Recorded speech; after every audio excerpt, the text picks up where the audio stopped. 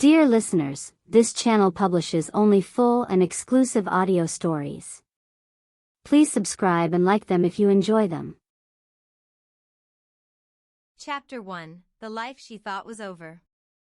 By the time Claire Bennett turned 52, she had stopped expecting her life to surprise her. Not in painful ways. Pain had arrived often enough over the years that she no longer considered it surprising at all. But joy, real joy, the kind that altered the air around ordinary moments, had quietly disappeared from her life so gradually that she could not remember exactly when it left. Sometimes, in the evenings, she stood at the kitchen window of her small rented cottage and tried to locate the moment her marriage had become something silent and exhausted instead of loving. It was never one event. No betrayal. No slammed doors.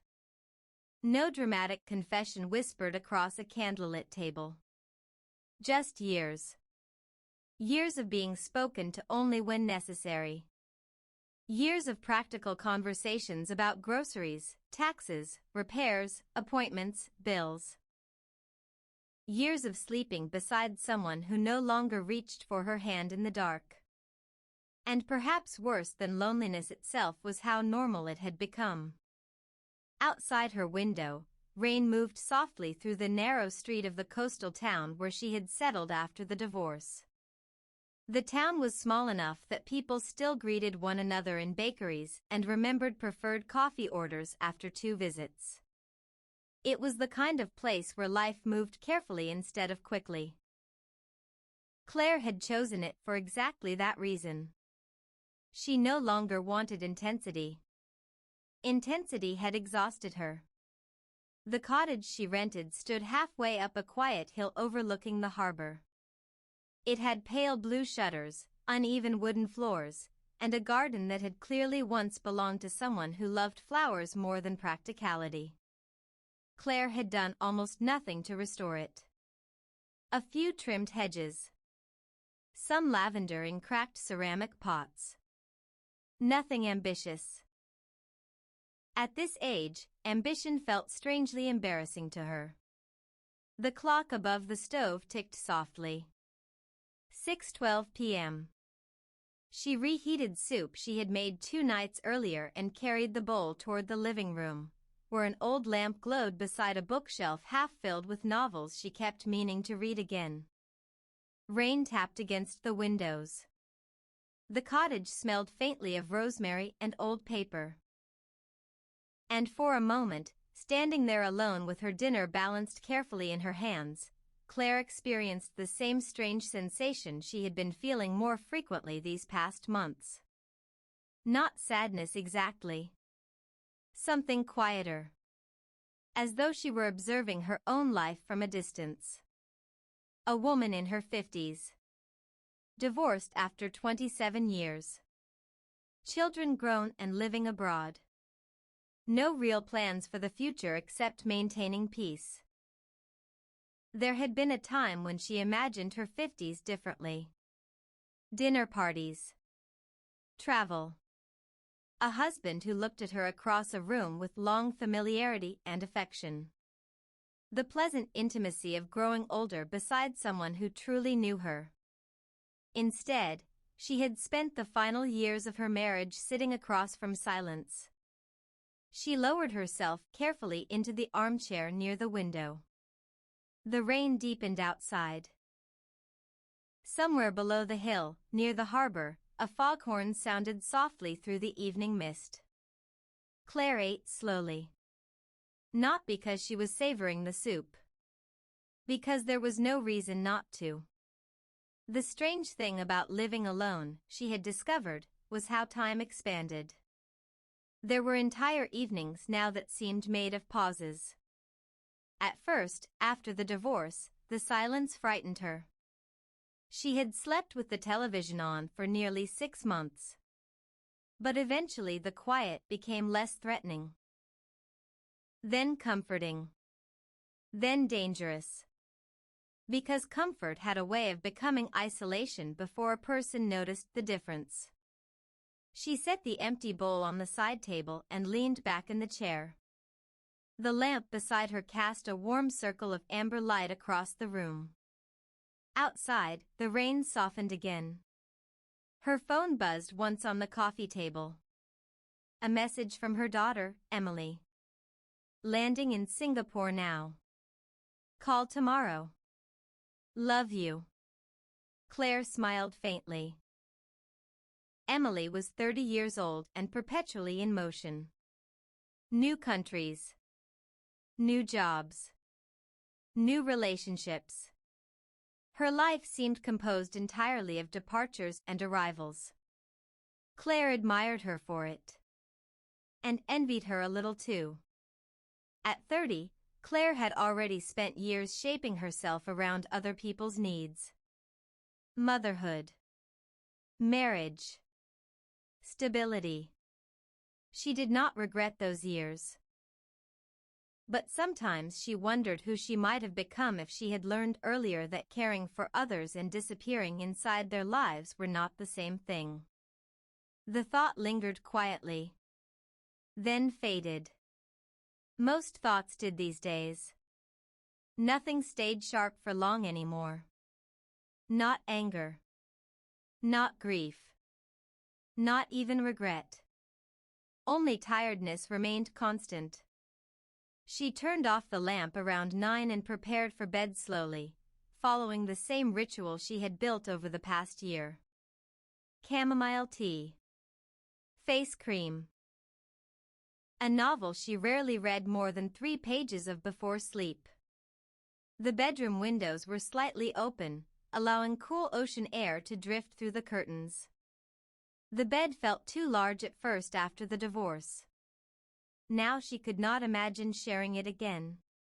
She slipped beneath the blankets and listened to rainwater moving softly through the gutters outside. Some nights memories arrived easily. Tonight they came slowly. A hotel balcony in Florence 20 years ago. Her husband David laughing at something she had said. His hand resting absent-mindedly against the small of her back while they crossed a street in Rome. There had been love once. Real love. That was what made the ending harder to understand. People often assumed marriages failed because love disappeared suddenly. But Claire believed now that most love simply became neglected. Like gardens. Like languages. Like music lessons abandoned halfway through life. One day you realized you no longer remembered how to speak to one another. And by then both people were too tired to learn again. She closed her eyes. Rain softened further. Sleep approached gently. But before it fully arrived, another thought surfaced unexpectedly. A strange one. Not about David. Not about the divorce. About herself. About the woman she had once been before disappointment settled permanently into her shoulders. Claire could barely remember her anymore. The next morning arrived washed in silver light after the storm. Claire woke before 7, as she always did. Habit survived even after marriages ended. She wrapped herself in a cardigan and stepped into the kitchen, where cold morning air lingered faintly against the floors. The kettle began to hum softly. Outside, the harbor shimmered beneath low clouds. Fishing boats drifted slowly through pale fog. The town was beautiful in quiet ways. Not impressive. Not glamorous. But gentle. Claire appreciated gentleness now more than beauty. After breakfast she walked down toward the waterfront market carrying a canvas bag beneath one arm. The streets smelled of wet stone and sea air. Shopkeepers opened shutters. Cafe owners arranged chairs outside despite the cool weather. A florist swept rainwater from the front steps while jazz music drifted faintly through the open doorway. Claire moved through the town slowly, exchanging polite greetings with familiar faces. People knew her here. Not deeply. But enough. The woman who rented the blue cottage uphill. The divorced woman with elegant scarves and thoughtful eyes. The woman who bought pears every Thursday and always paused beside the bookstore window. There was comfort in being lightly known. At the market she bought fresh bread, tomatoes, olive oil, and a small bundle of white tulips she absolutely did not need. The flowers surprised her. She almost never bought flowers for herself. As the florist wrapped them in brown paper, Claire felt oddly self-conscious. As though self-kindness required explanation. "You chose the last good ones," the florist said warmly. Claire smiled. "They looked lonely." The florist laughed softly. "Well then. You rescued them." Rescued. The word stayed with her longer than expected. She carried the tulips carefully through town. A few streets from the harbor stood a small independent bookstore she visited often without necessarily purchasing anything. The bell above the door chimed as she entered. Warmth surrounded her immediately. Old wood. Coffee. Paper. The owner, Martin, glanced up from behind the counter. "Morning, Claire." "Morning. New biographies came in yesterday. Thought of you." Dangerous sentence. Martin grinned. "You'll leave with 3 books again." She wandered slowly through the shelves while soft classical music played somewhere overhead. Bookstores had always calmed her. Not because of the books themselves, though she loved them. Because bookstores suggested possibility. Entire lives waiting quietly inside pages. People beginning again. People changing. People surviving. Claire paused near the travel section. A younger woman nearby stood on a ladder returning books to a high shelf. She wore a green sweater with rolled sleeves and hummed quietly to herself while balancing 3 novels against one hip. The ease of her movement stirred something faintly wistful in Claire. Not jealousy. Memory.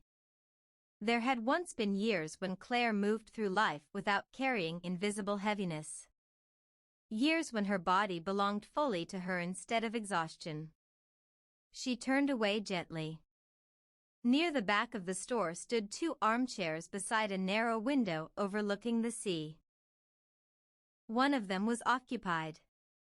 An older man sat reading with a pair of glasses low against his nose and a ceramic cup resting beside him on the table. Perhaps early 60s. Silver hair. Navy sweater. Calm posture. There was nothing remarkable about him. And yet Claire noticed him immediately. Not attraction. Not yet. Simply presence. Some people possessed a kind of stillness that altered a room without effort. As she passed, the man glanced up briefly from his book. Their eyes met for less than a second. But there was something unexpectedly kind in his expression. Not intrusive. Not curious. Simply open. Claire gave a small polite nod before continuing toward another shelf. Still, she became oddly aware of him afterward. Aware of the turning of his pages. The quiet clearing of his throat. The soft steam rising from his coffee cup. It unsettled her slightly. Not because of him. Because it had been a very long time since she noticed anyone at all. She selected a novel almost randomly and carried it toward the counter. As Martin rang it up, he glanced toward the reading corner. "You've met Elias yet?" Claire blinked lightly. "No. Moved here last autumn. Retired architect. Reads faster than anyone I've ever seen." Claire looked automatically toward the seated man again. At that exact moment, Elias lifted his eyes from the page. Another brief meeting of glances. This time he smiled faintly. Warm. Quiet. Uncomplicated. Claire felt something small and strange move through her chest. Not excitement. Something softer. Awareness. And for reasons she could not explain, she suddenly became conscious of the tulips in her hand. Conscious of the fact that she had put on lipstick before leaving home this morning. Conscious of herself in a way she had not felt in years. The sensation disappeared almost immediately. But not entirely. Would you like a bag? Martin asked. Claire looked back at him. No, thank you. Outside, the rain had finally stopped. Sunlight broke gently through the clouds above the harbor, spreading silver across the water. Claire walked home more slowly than usual. The tulips rested against her arm. The sea breeze moved softly through her hair. And though nothing meaningful had happened inside the bookstore, something in her quiet interior felt subtly disturbed. As though a locked room somewhere inside her had briefly opened. Only a crack. Only enough for light to enter. But still. Light. Chapter 2, A Quiet Conversation. Claire did not return to the bookstore the next day. She told herself it was because she had errands to do, laundry to fold, a drawer in the kitchen that had been sticking for weeks and needed attention. But the truth was simpler and more inconvenient.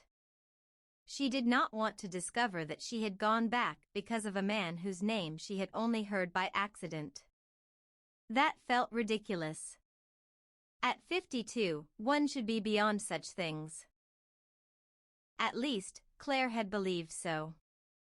Yet all morning, while she wiped counters and shook crumbs from the toaster tray, the memory of Elias's quiet smile kept returning to her without permission. It was not even the smile itself that unsettled her. It was the absence of demand in it. He had not looked at her as though he wanted something. Not admiration. Not flirtation. Not even conversation. He had simply noticed her. And being noticed, after years of feeling like furniture in her own life, was more powerful than she wanted to admit. By late afternoon, rain clouds gathered again over the harbor. Claire stood at the window watching gulls drift low above the water. The tulips she had bought the previous morning sat in a glass pitcher on the kitchen table, their white petals opening slowly, almost shyly. She touched one gently. "Don't be foolish," she murmured. But the room, of course, did not answer. On Thursday, she returned to town. The air smelled of wet leaves and salt. Shop windows glowed softly under gray skies, and the streets had that subdued beauty coastal towns possess before rain, as if the world were holding its breath. Claire wore a dark green coat and a silk scarf she had almost given away twice. The scarf had been expensive once. A gift from David during a year when he still remembered birthdays properly. For a long time after the divorce, she avoided wearing anything connected to him, as though memory could live in fabric. But that morning, when she opened the drawer and saw it folded there, she felt something different. Not grief. Not longing. Only recognition. It had belonged to her too. So she tied it loosely at her neck and left the cottage before she could change her mind. The bookstore bell chimed above her when she entered. Warm air and the scent of coffee welcomed her in, and Martin looked up with his usual easy smile. "Claire. Escaping the weather?" "Preparing for it," she said. "There's a difference. A philosophical distinction before noon." "Promising." She smiled and moved toward the shelves. For several minutes, she pretended to browse. History. Essays. Gardening. Her fingers moved over book spines without absorbing a single title. She did not look toward the reading corner immediately. That would have seemed too deliberate, even though no one was observing her closely enough to care. When she finally glanced over, the armchair by the window was empty. The disappointment was so small, so quick, that she nearly missed it. Then she felt embarrassed. What exactly had she expected? That a retired architect would appear on schedule like a character in a novel? She selected a book about Italian gardens and opened it at random, though her eyes rested without focus on a page describing cypress trees. Outside the window, the first rain began, fine and silver. A voice beside her said, "That one makes you want to buy a villa you cannot afford." Claire turned. Elias stood a few feet away, holding 2 books in one hand. Up close, he seemed taller than she had first thought. His face carried the gentle weathering of age without harshness, lines at the eyes and mouth, silver hair swept back carelessly, as though vanity had long ago become too much effort. His expression was calm, but not detached. Claire glanced down at the book in her hands. "I was only borrowing the fantasy." A sensible approach. Villas are expensive. Fantasies are free. She smiled despite herself. That depends on the fantasy. His eyes warmed slightly. True. There was a pause, but not an uncomfortable one. Claire had forgotten that silence between 2 people could be spacious rather than empty. He nodded toward the book. "Do you garden?" "Not properly. Improper gardening is often better. I mostly apologize to plants while failing them." "That sounds like gardening to me." A laugh escaped her, quiet but genuine. It surprised her enough that she looked away. Elias did not rush to fill the space. He simply shifted the books in his hand and glanced toward the rain-darkened window. "I'm Elias," he said after a moment. "Yes," Claire replied, then realized how strange that sounded. "I mean, Martin mentioned you." "Ah. Then my reputation has preceded me. As a fast reader. That is less impressive than it sounds. I have more time than discipline." "Claire," she said, offering her name as though it were something delicate. "I know." She lifted an eyebrow. "Martin," he explained gently. "Of course." Another pause settled. The rain strengthened outside, tapping against the glass with a soft, patient rhythm. Claire expected the conversation to end there. Most conversations did, especially between strangers who had exchanged only enough words to remain polite. But Elias looked at the shelves, then back at her, and said, "Do you come here often for books, or for shelter?" The question was simple. Still, it reached her strangely. Perhaps because she did not know the answer. "A little of both," she said. He nodded as though this made perfect sense. "It is a good place for shelter." "Yes. Better than most."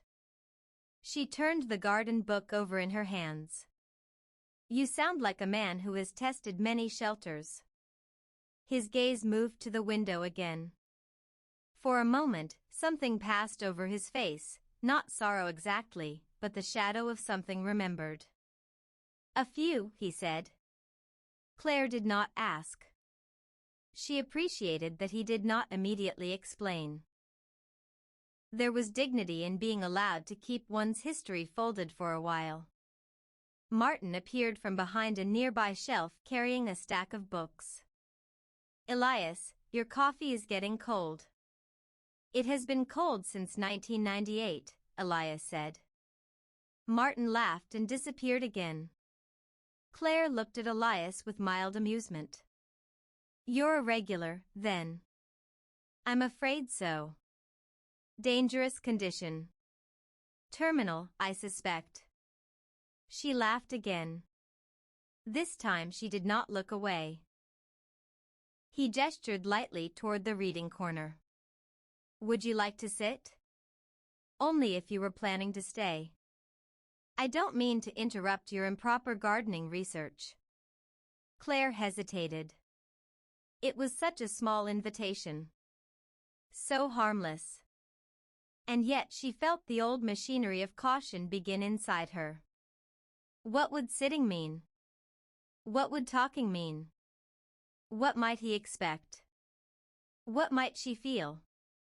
For years, she had trained herself to avoid situations that might ask something emotional of her. She could manage practical kindness, brief conversation, social warmth. But anything that hinted at being known still made some guarded part of her step back. Elias seemed to notice the hesitation without taking offense.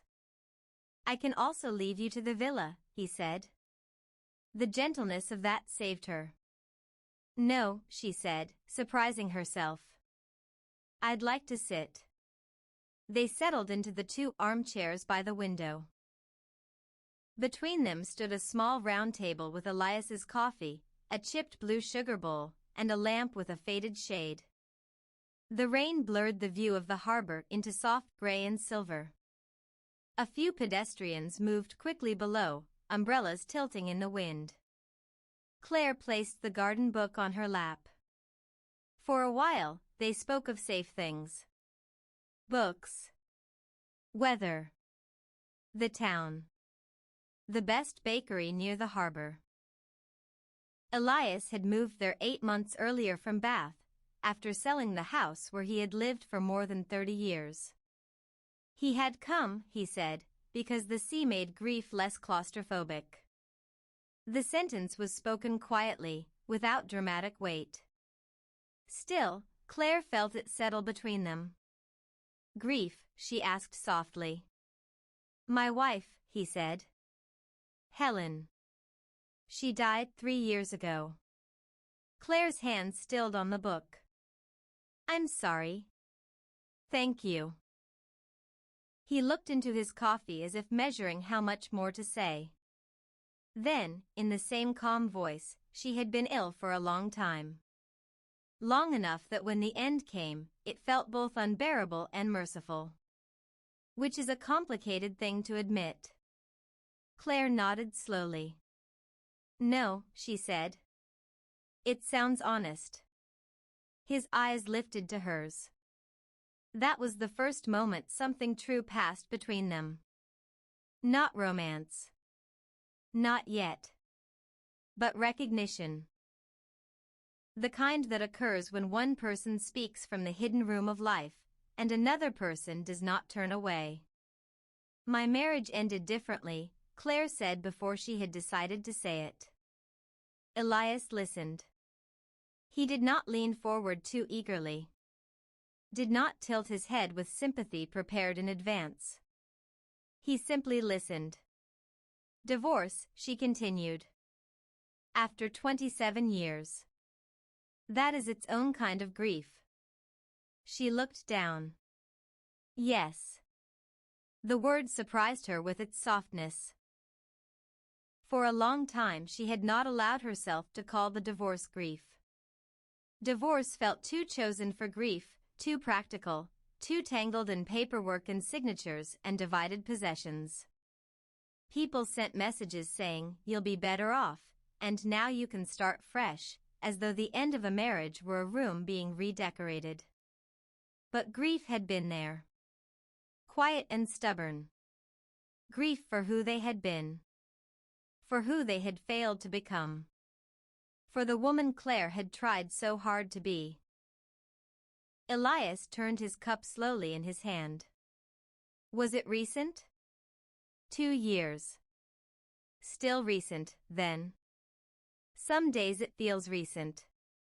Other days it feels like something from another lifetime. Yes, he said. Time is unreliable that way. Outside, rain streamed down the window. Claire felt strangely calm. It occurred to her that she had told Elias more in 10 minutes than she had told some acquaintances in a year. Not details, exactly. But truth. Perhaps details were often less intimate than truth. Martin brought her tea without being asked.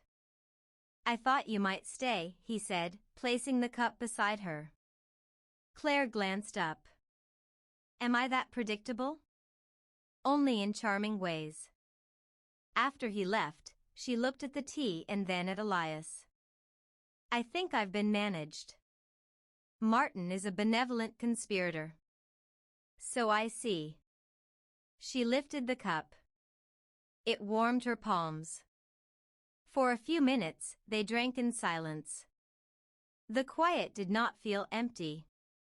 It felt like a shared blanket. Then Elias said, "What brought you here?" Claire considered giving the simple answer. "After the divorce. Needed somewhere quiet. Found the cottage." All of that was true. But not complete. "I wanted to become someone I could live with," she said. The honesty startled her. She almost wished she could take it back. But Elias did not react with surprise. He looked at her with a steadiness that made the room seem warmer. "And have you?" he asked. Claire smiled faintly. "Some mornings." "That sounds like progress." "It sounds slow." "Most worthwhile things are." His voice was low and unhurried. Claire looked down at her tea. There had been a time when men's voices made her feel judged, corrected, explained to. David had not been cruel, but over the years he had developed the habit of answering questions she had not asked, solving feelings she only wanted heard, turning her weariness into inconvenience. Elias did none of that. He left her sentences intact. The realization moved through her gently. A small emotional shift. A door opening another inch. "What did you design?" she asked. "As an architect?" She nodded. "Mostly public buildings. Libraries, schools, one deeply unattractive municipal office I refuse to discuss." "Libraries," she said. "That suits you." "Does it?" "Yes. You seem like someone who believes in quiet rooms." He smiled. "I do." "Did you love it?" "The work?" "Yes. For a long time. Then I loved it less. Then I loved the memory of loving it, which is not quite the same thing." Claire looked at him. "That's a very precise distinction. Age makes archivists of us all." She considered that. Age had made many things of her. Careful. Tired. Private. Less willing to perform happiness. But perhaps it had also made her more truthful. "I used to teach literature," she said. "Did you?" "Secondary school. For almost 20 years.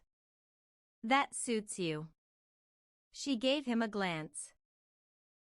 "Because I believe in quiet rooms?" "Because you look as though you have spent your life noticing what people mean beneath what they say." The words struck her with such unexpected tenderness that she could not immediately answer. She looked out at the harbor. The rain had softened. A fishing boat moved slowly through the mist. For years, Claire had believed no one noticed that part of her. The part that listened carefully. The part that sensed shifts in mood before anyone named them. The part that had spent decades translating silence, especially at home. At first, in marriage, that sensitivity had seemed like love. Later, it became survival. To have it named gently, without mockery or demand, felt almost intimate.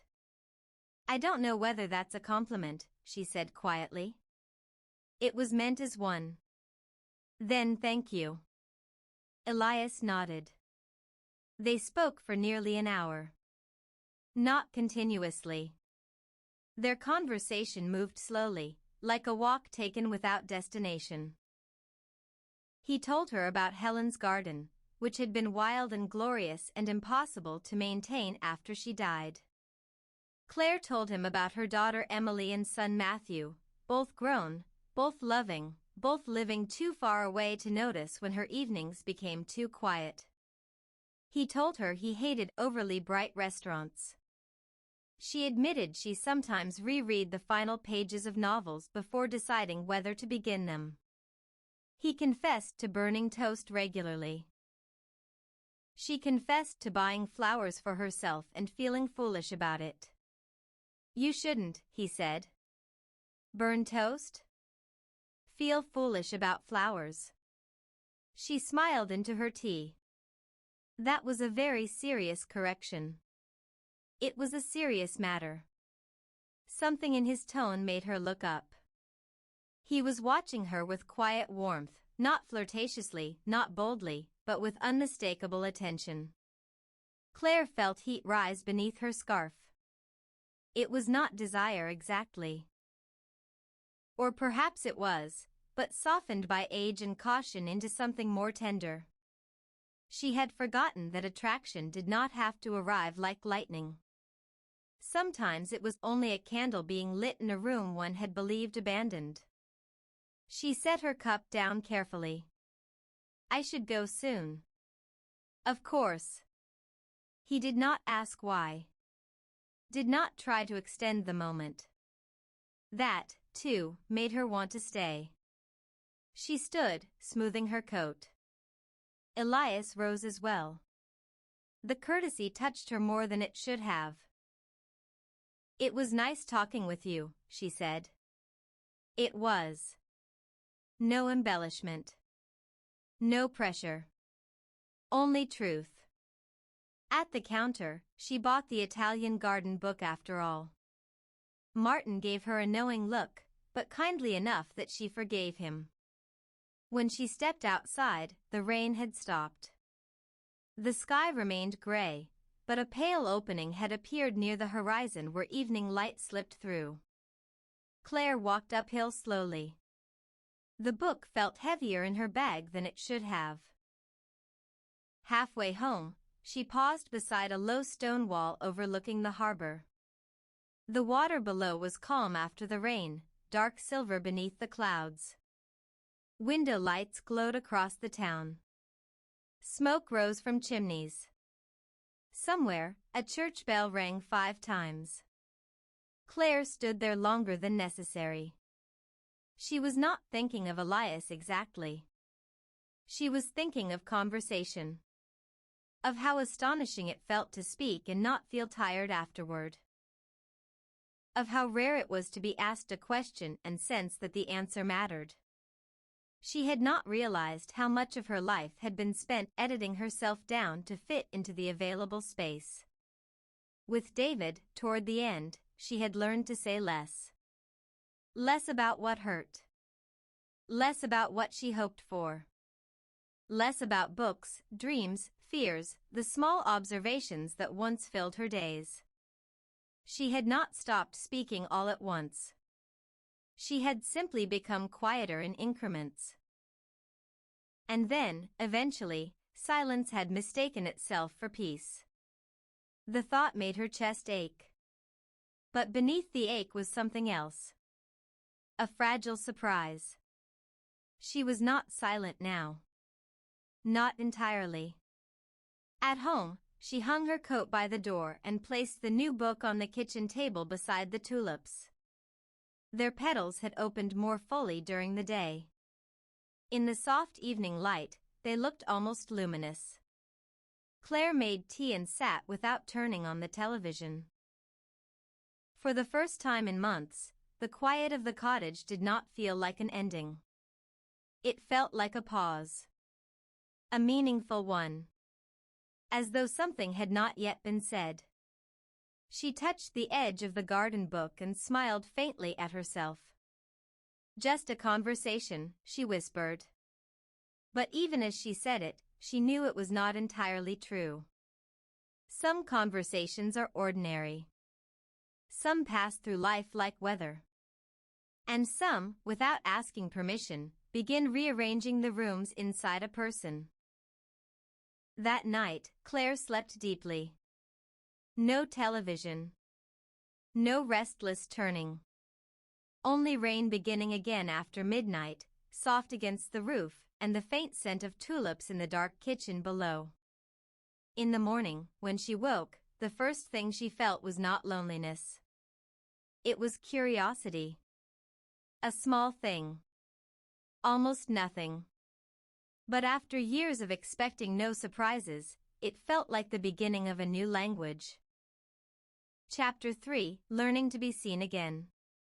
For the next several days, Claire became aware of herself in ways that felt unfamiliar. Not dramatically. No sudden transformation arrived. She did not wake radiant with confidence or begin walking through town with the reckless energy of someone newly in love. It was quieter than that. She noticed that she chose earrings before leaving the house. That she brushed her hair with slightly more care. That she paused in front of mirrors now instead of moving quickly past them.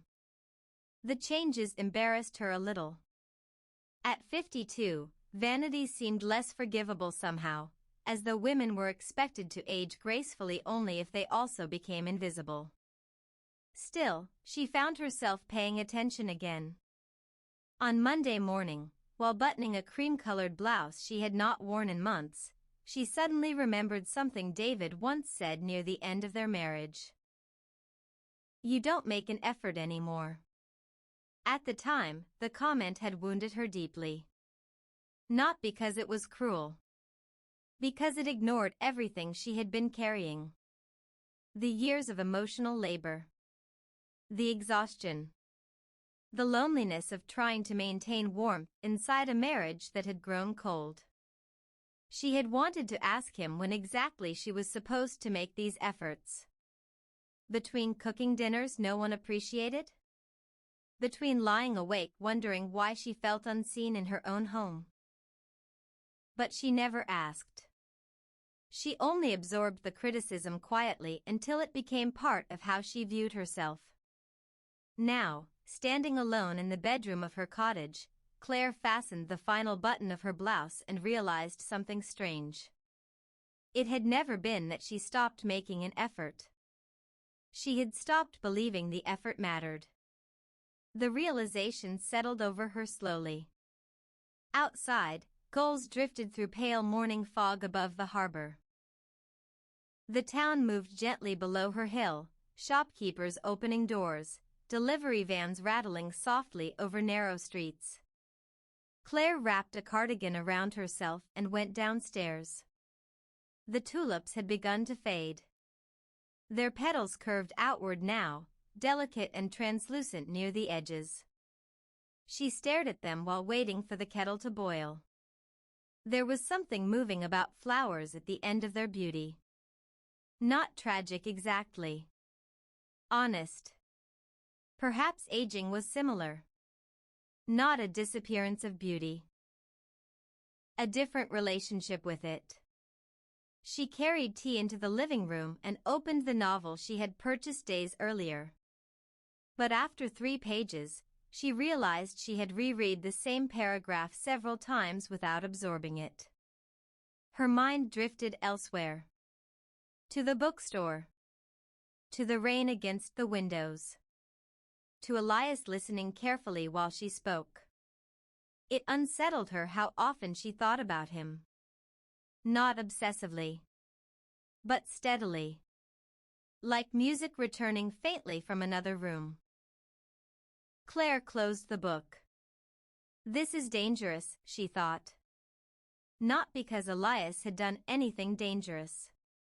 But because hope itself could become dangerous when a person had spent years carefully lowering expectations to survive disappointment.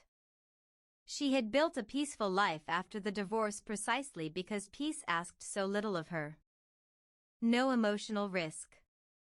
No waiting for affection that might not come. No fear of becoming unimportant to someone again. Solitude had costs, certainly. But attachment had costs too. And Claire no longer trusted herself to recover easily from heartbreak. At 25, heartbreak felt survivable. At 52, it felt exhausting. Still, despite all her caution, she returned to the bookstore Wednesday afternoon. This time she admitted to herself why. The honesty helped. Outside, rain had cleared entirely. Sunlight spread across the harbor in pale gold ribbons, and the town seemed unusually bright after days of gray weather. The bookstore door stood open slightly to welcome fresh air inside. When Claire entered, the bell chimed softly overhead. Warm light filled the room. A jazz record played quietly near the counter. And Elias was there. Not reading this time. He stood near the history section speaking with Martin, one hand resting casually in the pocket of his coat. Claire felt the oddest sensation at the sight of him. Relief. As though some small anxious part of her had worried he might disappear between meetings, proving their conversations had meant more to her than to him. Then Elias noticed her. His face changed immediately. Not dramatically, but unmistakably. Warmth entered his expression with such natural ease that Claire felt it all the way to her chest. "Claire," he said. Just her name.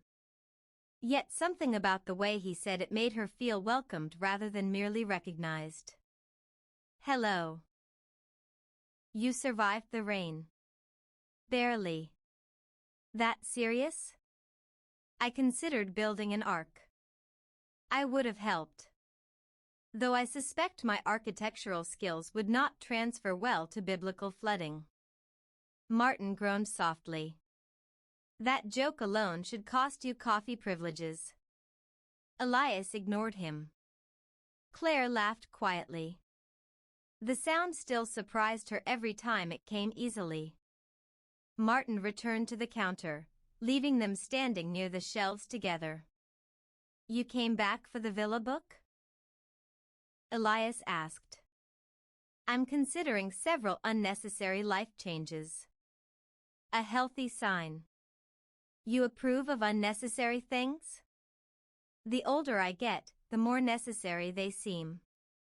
Claire tilted her head slightly. "That sounds like experience speaking." "It's regret speaking." The sentence arrived softly, almost absent-mindedly. Still, it lingered between them. Claire studied him carefully. "You regret practical living?" "I regret postponing too much joy for later." There was no self-pity in his voice. Only reflection. He glanced toward the front window where sunlight moved across the glass. "Helen used to buy expensive peaches even when cheaper ones tasted nearly the same," he said. "I thought it was irresponsible." Claire smiled faintly. "And now?" "Now I think she understood something I didn't." "What's that?" "That life is shorter than we behave." The quiet honesty of the statement touched her unexpectedly. Claire looked down at the books in her hands. For years she had done the sensible thing almost exclusively. Saved money. Maintained routines. Made practical decisions. Stayed calm when hurt. Stayed reasonable when lonely. And somehow practicality had not protected her from pain at all. Elias glanced toward the small cafe counter near the back of the bookstore. "Would you like coffee?" The invitation was simple. Still, Claire felt that familiar hesitation inside herself. Not fear exactly. More like emotional stiffness. The awkwardness of muscles unused for too long. "Yes," she heard herself say. His smile deepened slightly. They settled again into the armchairs near the window, coffee cups warming their hands while sunlight shifted softly across the harbor outside. The town looked different without rain. Brighter. More open. Claire wondered if she looked different too. Elias stirred sugar into his coffee absent-mindedly. "I walked past your hill yesterday," he said. She blinked lightly. "My hill? The one with the blue cottage. You know where I live?" "I promise I'm not alarming enough to be called observant in a threatening way." She smiled despite herself. "The town is small." "Yes. Though your garden helped." Claire laughed softly. "My garden is surviving entirely through lowered expectations. I noticed lavender." "That's because lavender forgives neglect." "Useful quality." She studied him over the rim of her cup. "What brought you to architecture originally?" He leaned back slightly. "My father repaired clocks." "That's unexpectedly beautiful." He thought architecture was impractical. And was it? "Oh, absolutely." She laughed again. Elias smiled at the sound, and Claire became suddenly aware that he genuinely enjoyed making her laugh. The realization warmed her more deeply than she expected. It had been years since someone took pleasure in her happiness without wanting something in return. Years since conversation felt like exchange instead of performance. "What about teaching?" he asked. "Did you love it?" Claire considered carefully. "Yes," she said at last. "And no." "That sounds complicated." "It was exhausting sometimes." Teenagers are emotionally volcanic. "They were lucky to have you." The certainty in his tone startled her. "You don't know that." "I know you listen when people speak." Claire looked away briefly.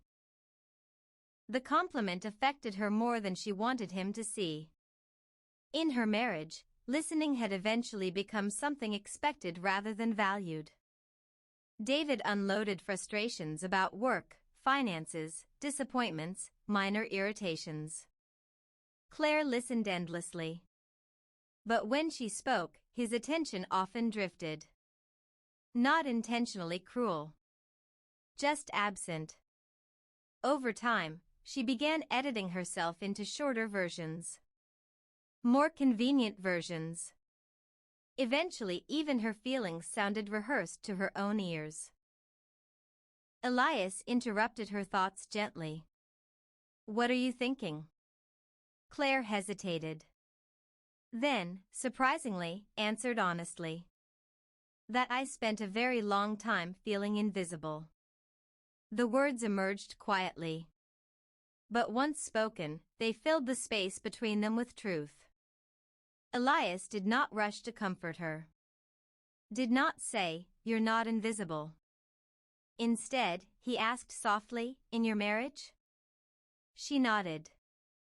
"For how long?" Claire stared out the window. The harbor shimmered silver blue beneath afternoon light. "I'm not sure," she admitted. "Maybe gradually. Maybe from both sides." That's the difficult part. You blame yourself. Partly. Why? She smiled sadly. Because I stayed. The sentence surprised her. Not because it was untrue. Because she had never said it aloud before. Elias remained quiet. Claire continued slowly. "I kept believing if I became calmer, kinder, easier, things would improve again." She gave a faint laugh without humor. It's astonishing how much emotional furniture women rearranged trying to save unhappy marriages. Something shifted in Elias's expression then. Not pity. Understanding. "My wife once told me something similar," he said quietly. Near the end of her illness. Claire looked at him gently. She said she spent years trying not to become inconvenient. He paused. As though love required minimizing herself. The words struck Claire so deeply that she felt sudden tears threaten unexpectedly. Not dramatic tears. The quiet kind that arrive when something hidden has finally been named. She looked down quickly, embarrassed. Elias pretended not to notice her composure slipping. That kindness almost undid her more completely. After a moment she smiled faintly. I didn't expect bookstores to become emotionally hazardous. They're full of dangerous material. That was terrible. I'm old. Terrible jokes are contractual. The gentle humor allowed her to breathe again. Outside, sunlight brightened briefly across the water. For a while they spoke of lighter things. Movies neither of them fully understood. The strange sadness of empty Sunday afternoons. The pleasure of clean sheets in winter. The smell of old libraries. Claire found herself relaxing in increments. Not entirely. But enough. Enough that she forgot to monitor herself constantly. Enough that laughter came without calculation. Enough that silence beside him no longer felt threatening.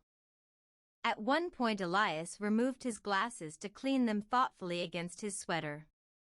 You know, he said, there's a particular loneliness in starting over later in life. Claire nodded immediately. Yes. You become aware of how much history people already carry. And how tired they are. Yes. The word settled softly between them. Tired. Not physically. Soul tired. Tired of disappointment. Tired of pretending resilience was effortless. Tired of beginning conversations that led nowhere meaningful. Claire wrapped both hands around her coffee cup. I think people assume loneliness disappears with age, she said. As though older adults become peacefully complete somehow. And do we? No, she whispered. Elias watched her carefully. No, he agreed. The bookstore remained quiet around them. Pages turning. Soft music.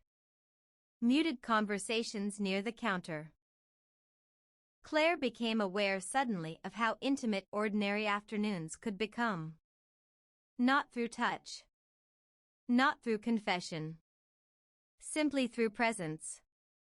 She had spent so many years believing romance belonged only to youth because youthful romance was loud and visible.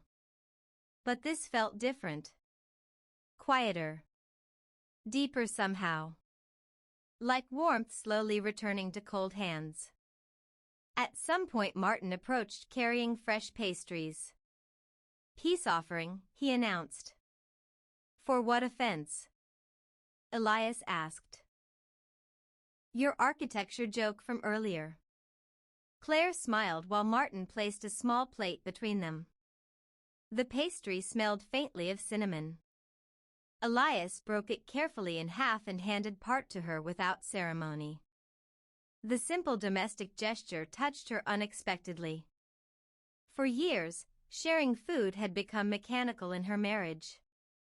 Plates passed wordlessly across tables while television murmured nearby. But this tiny kindness performed without thought, felt strangely intimate. She accepted the pastry softly. Thank you. You're welcome. Their fingers brushed briefly. Nothing dramatic happened. No cinematic spark. Only warmth. But Claire felt her pulse shift slightly all the same. She became suddenly aware of her own body again. Of being a woman instead of merely a person moving efficiently through middle age. The realization startled her. After divorce, she had quietly stopped thinking of herself as desirable. Not because anyone explicitly told her she wasn't. Because invisibility accumulates. You stop expecting eyes to linger on you kindly. Stop imagining yourself as someone capable of inspiring tenderness.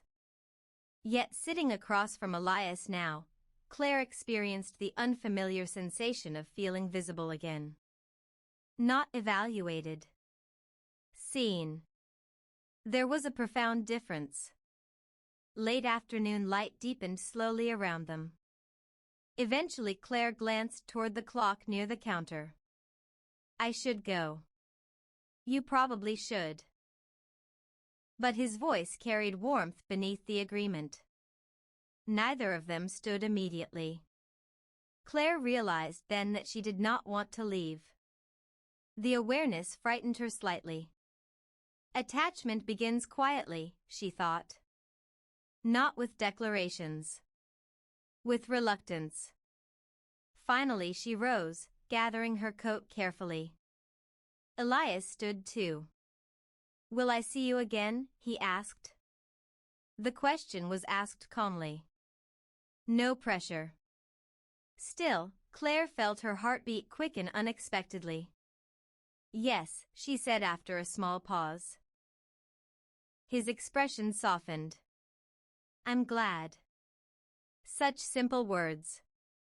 Yet she carried them all the way home. Outside, evening gathered gently over the harbor. Street lamps flickered awake one by one while gulls wheeled above darkening water. Claire walked slowly uphill toward the cottage. Her reflection appeared briefly in shop windows as she passed. And for the first time in years, she looked at it fully. Not critically. Not apologetically. Just honestly. She saw silver beginning at her temples. Fine lines near her eyes. A softness around her body that had not existed at 30. But she also saw something else. Warmth returning. Life returning. The woman in the reflection did not look young. She looked awake. At home, Claire opened the windows to let evening air drift through the cottage. The sea smelled cool and distant below the hill. She moved through the rooms slowly, aware of herself differently now. Not cured of loneliness. Not transformed. But changing.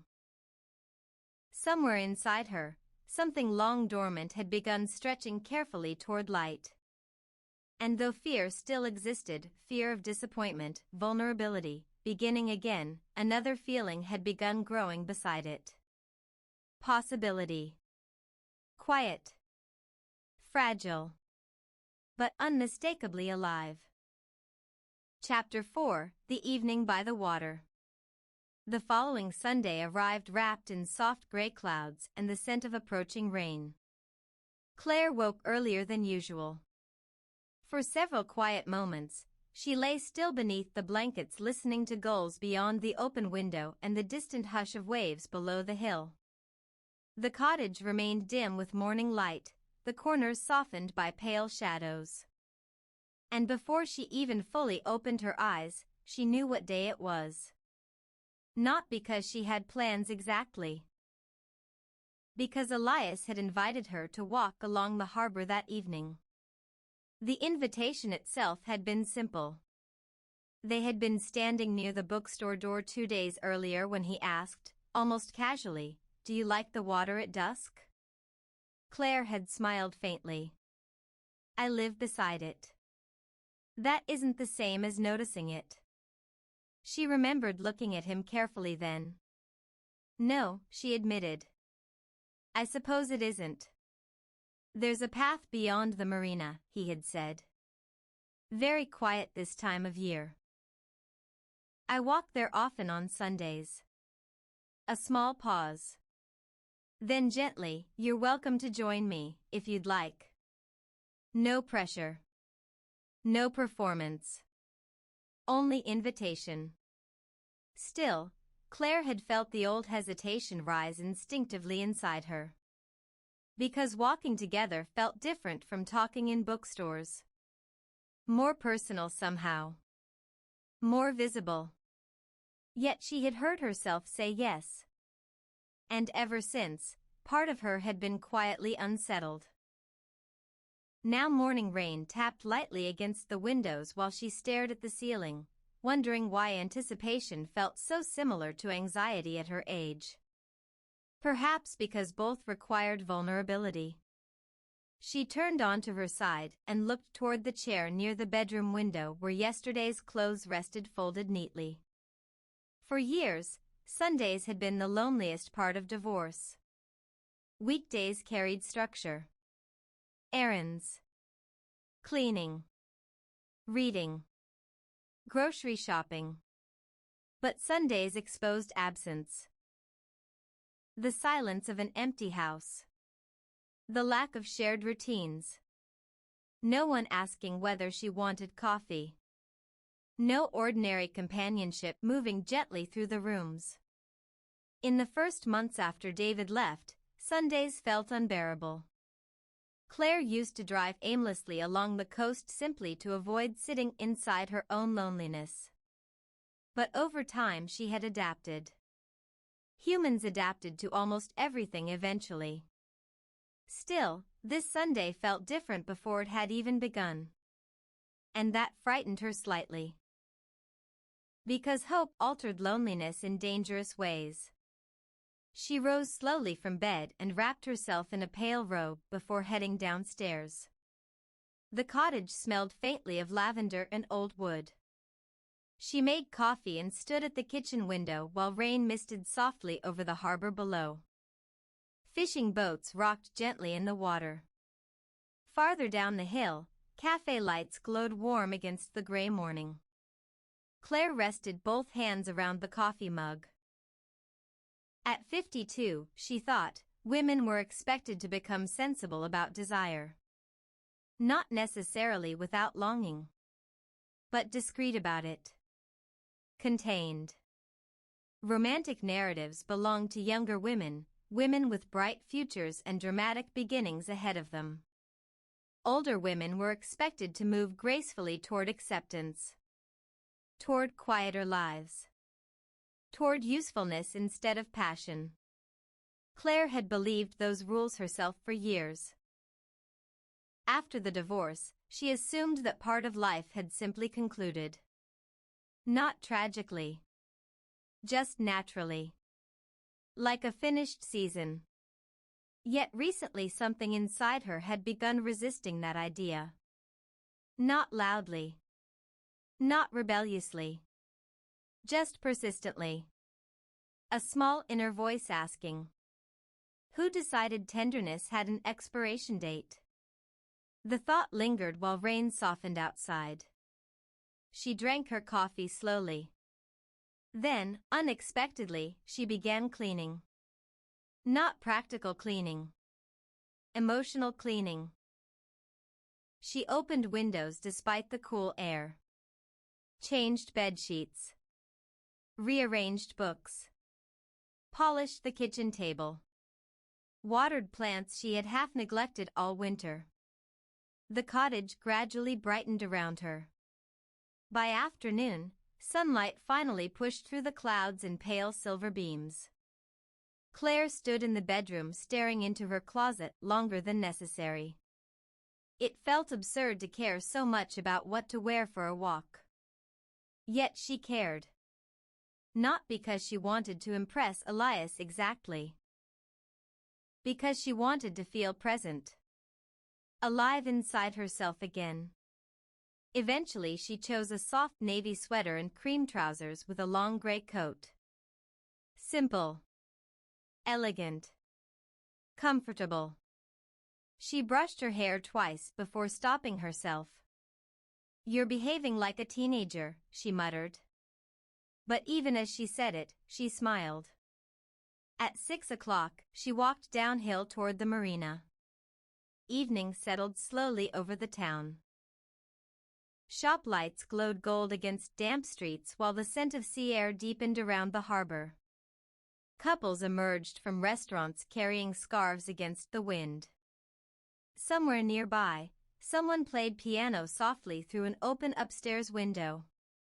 Claire reached the marina 10 minutes early, which annoyed her immediately. She had not arrived early for anything non-essential in years. The sky above the water carried muted shades of blue-gray and silver. Small boats drifted gently against their moorings while gulls circled overhead in widening arcs. Claire tucked her hands into her coat pockets and tried not to look as though she were waiting. "Good evening." She turned.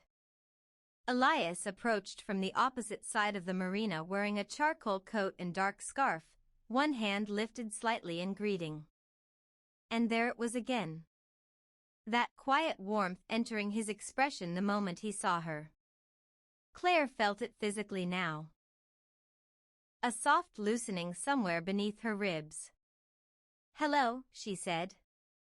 "You're early." "I dislike rushing."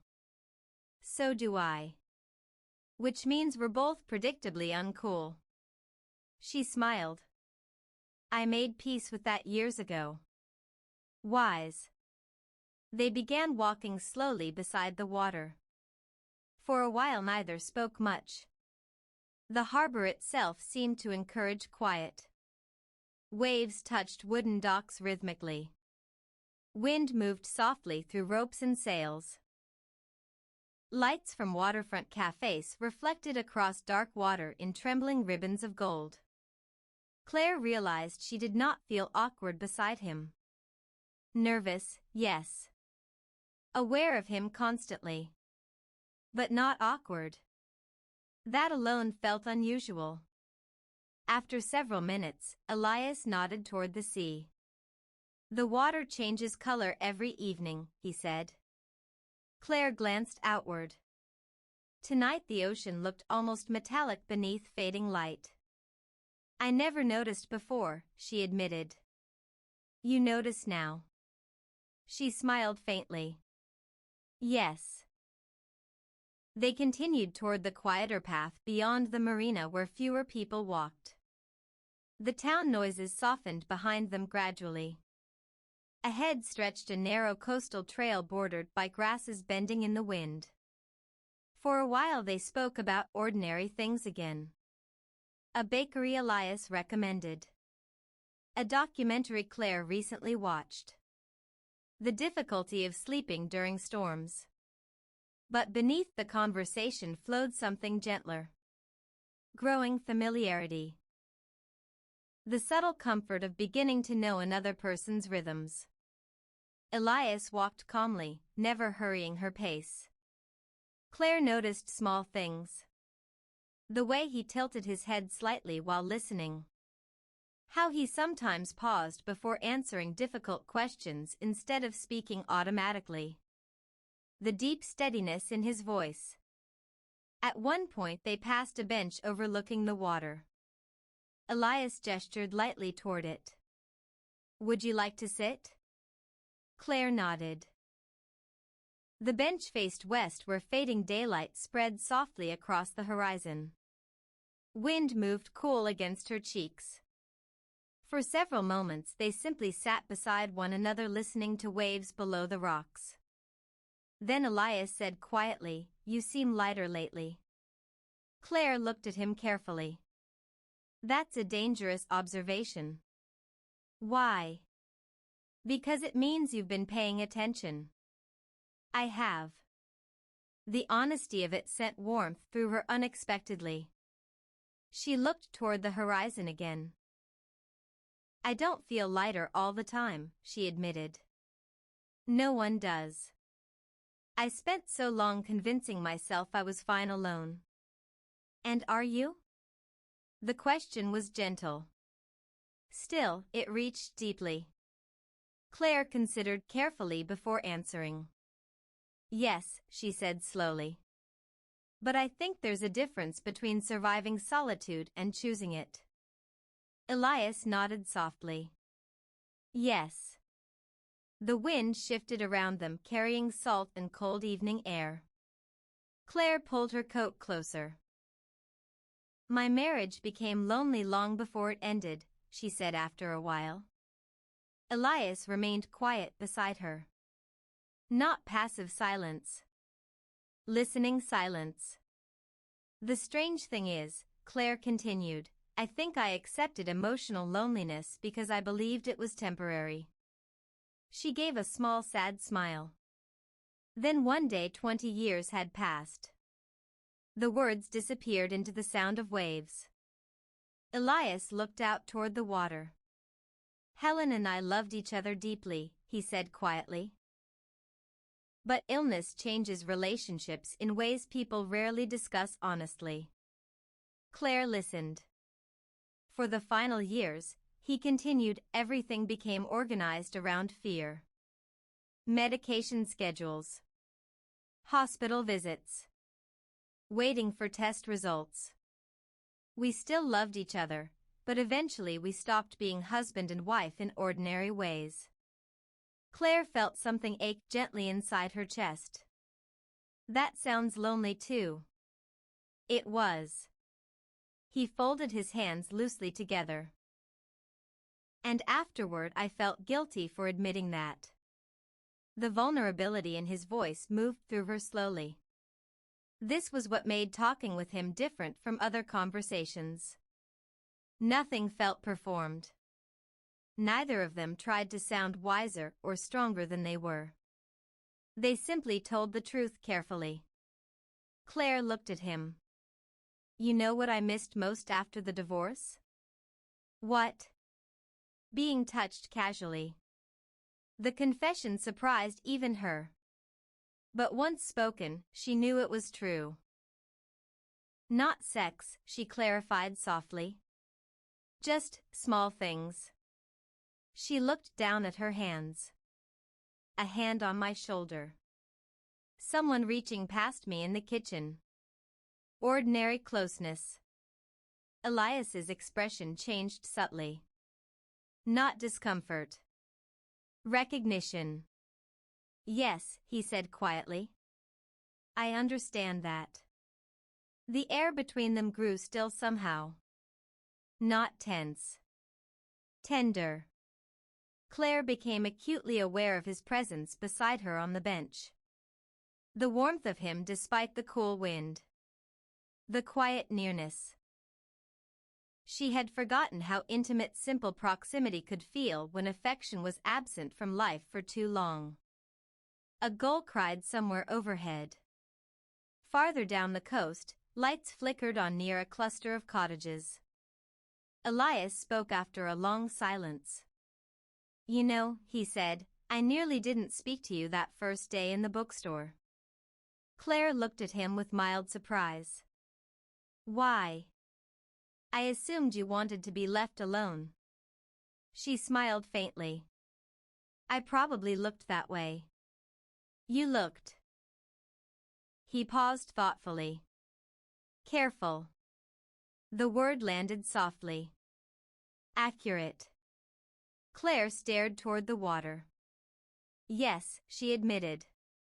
Still do, sometimes. I am.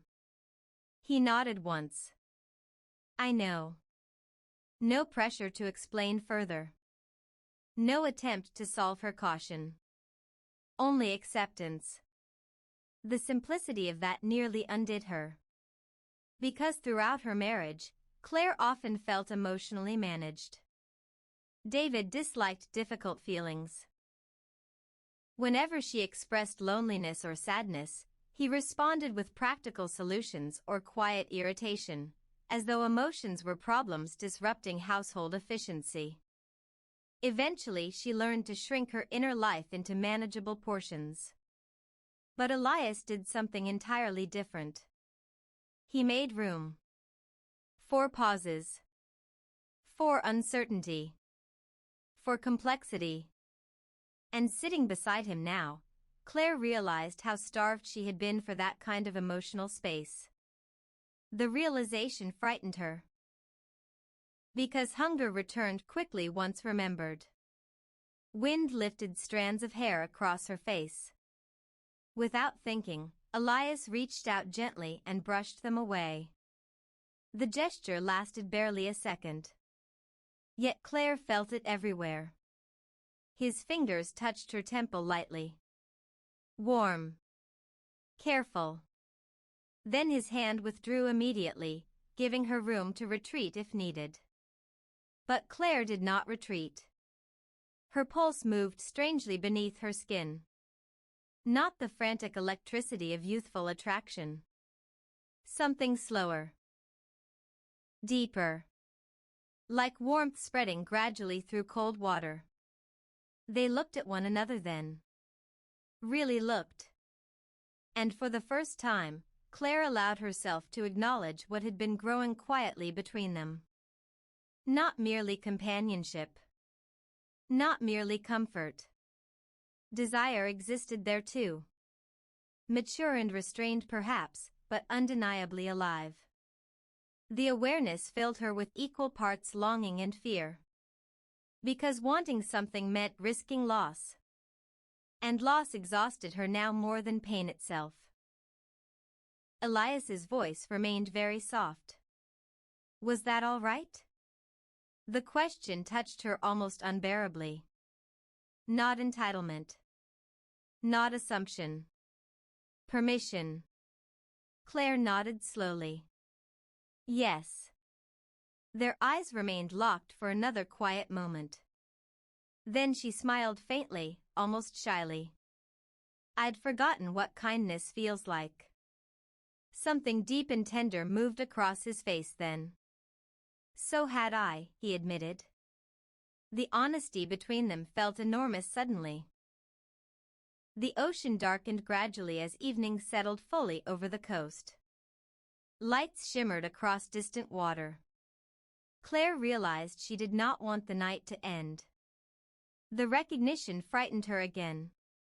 Attachment. It begins exactly like this, she thought. Not dramatically.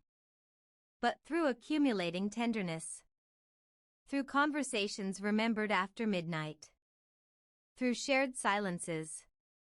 Through someone noticing when you seem lighter. Elias stood eventually and offered her his hand almost automatically. Claire looked at it for a brief second. Then placed her hand in his. Warmth moved through her immediately. Not because the gesture itself was extraordinary. Because it had been so long. His hand closed gently around hers while she stood. And neither of them let go right away. The world remained quiet around them. Only waves below the rocks. Only wind. Only evening settling softly across the water. Claire looked down briefly at their joined hands. A completely ordinary thing. Yet tears threatened unexpectedly behind her eyes. Because after years of believing that chapter of life was over, this simple moment felt impossibly miraculous. Not dramatic passion. Not youthful fantasy. Just connection. Human warmth arriving quietly after a very long winter. They walked back toward town slowly. Still holding hands sometimes. Sometimes not.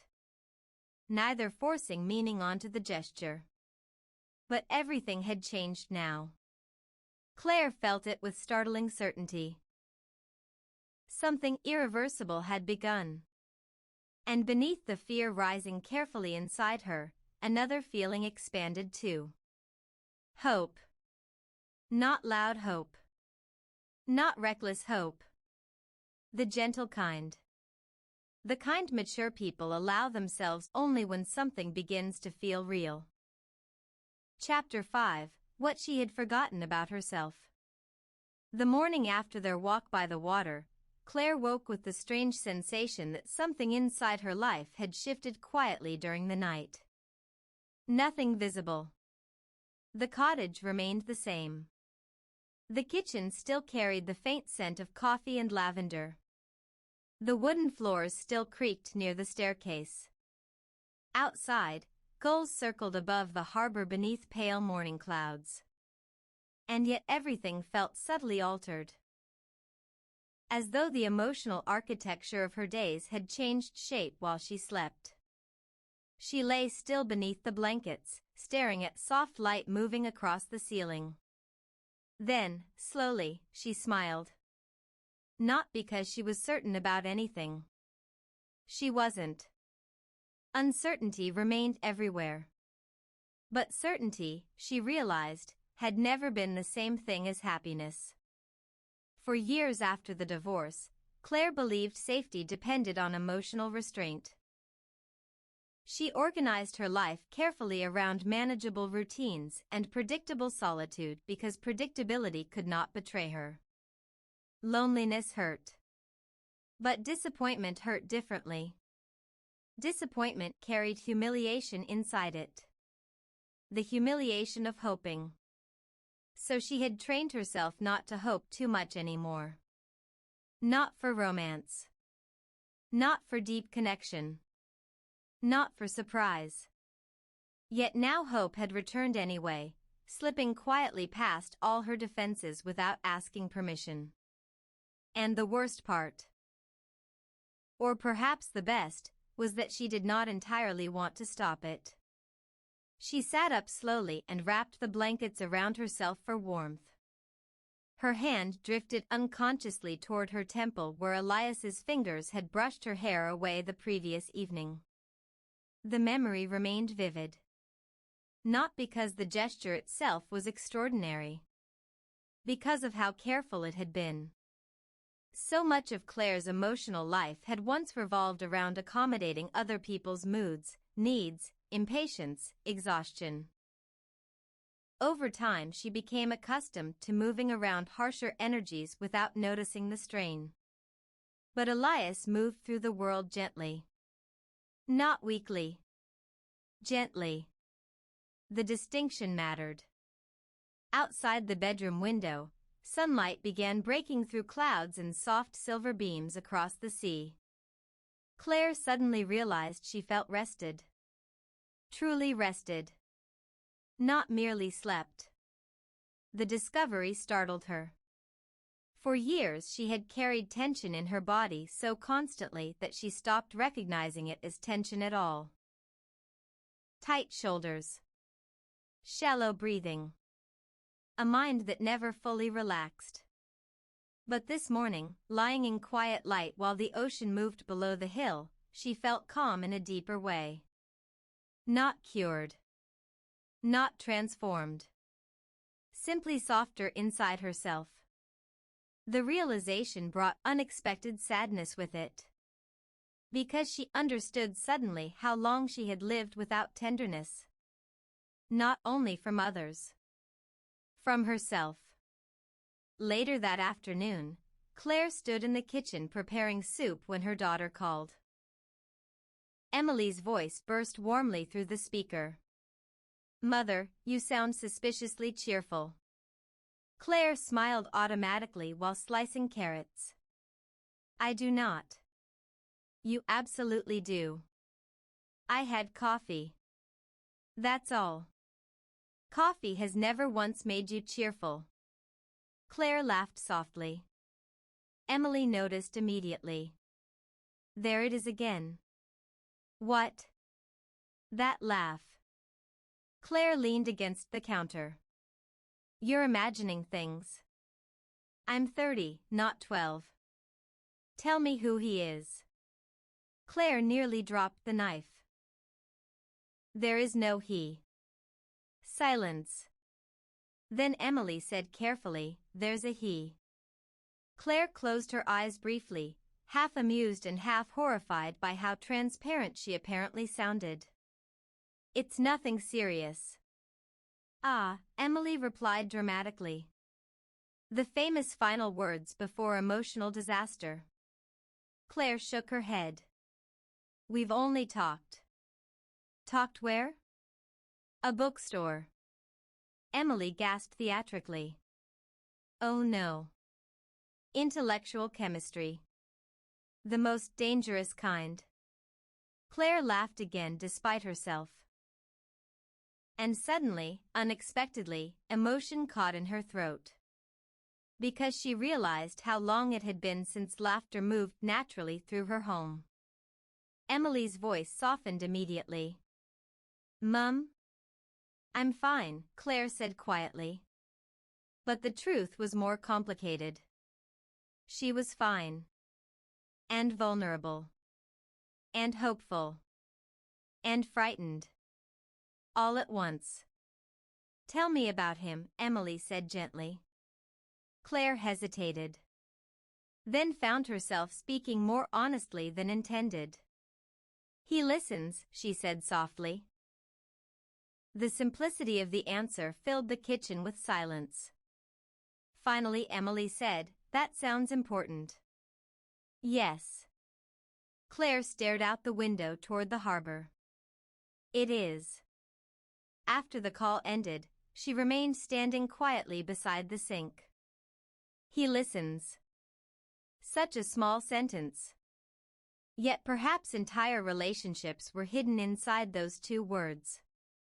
David used to listen once too, she remembered. At least in the beginning. Back when love still felt curious rather than exhausted. But somewhere over the years, conversation between them became transactional. Efficient. Predictable. And Claire adapted by becoming easier to overlook. The thought lingered painfully. Then another thought followed it unexpectedly. Perhaps she had also overlooked herself. That evening she walked through town carrying a canvas bag filled with groceries she barely remembered purchasing. The air smelled of sea salt and rain-soaked stone. Lights glowed warmly behind cafe windows while couples lingered outside restaurants beneath outdoor heaters. Claire noticed them differently now. Not with envy exactly. With awareness. For years she deliberately stopped looking at intimacy around her because it felt inaccessible, like music from another room. But now the sight of two older hands touching across a table no longer filled her with quiet grief. Instead it stirred possibility. The emotional shift frightened her. Because hope reopened parts of the heart that solitude had carefully numbed. As she passed the bookstore, she slowed automatically.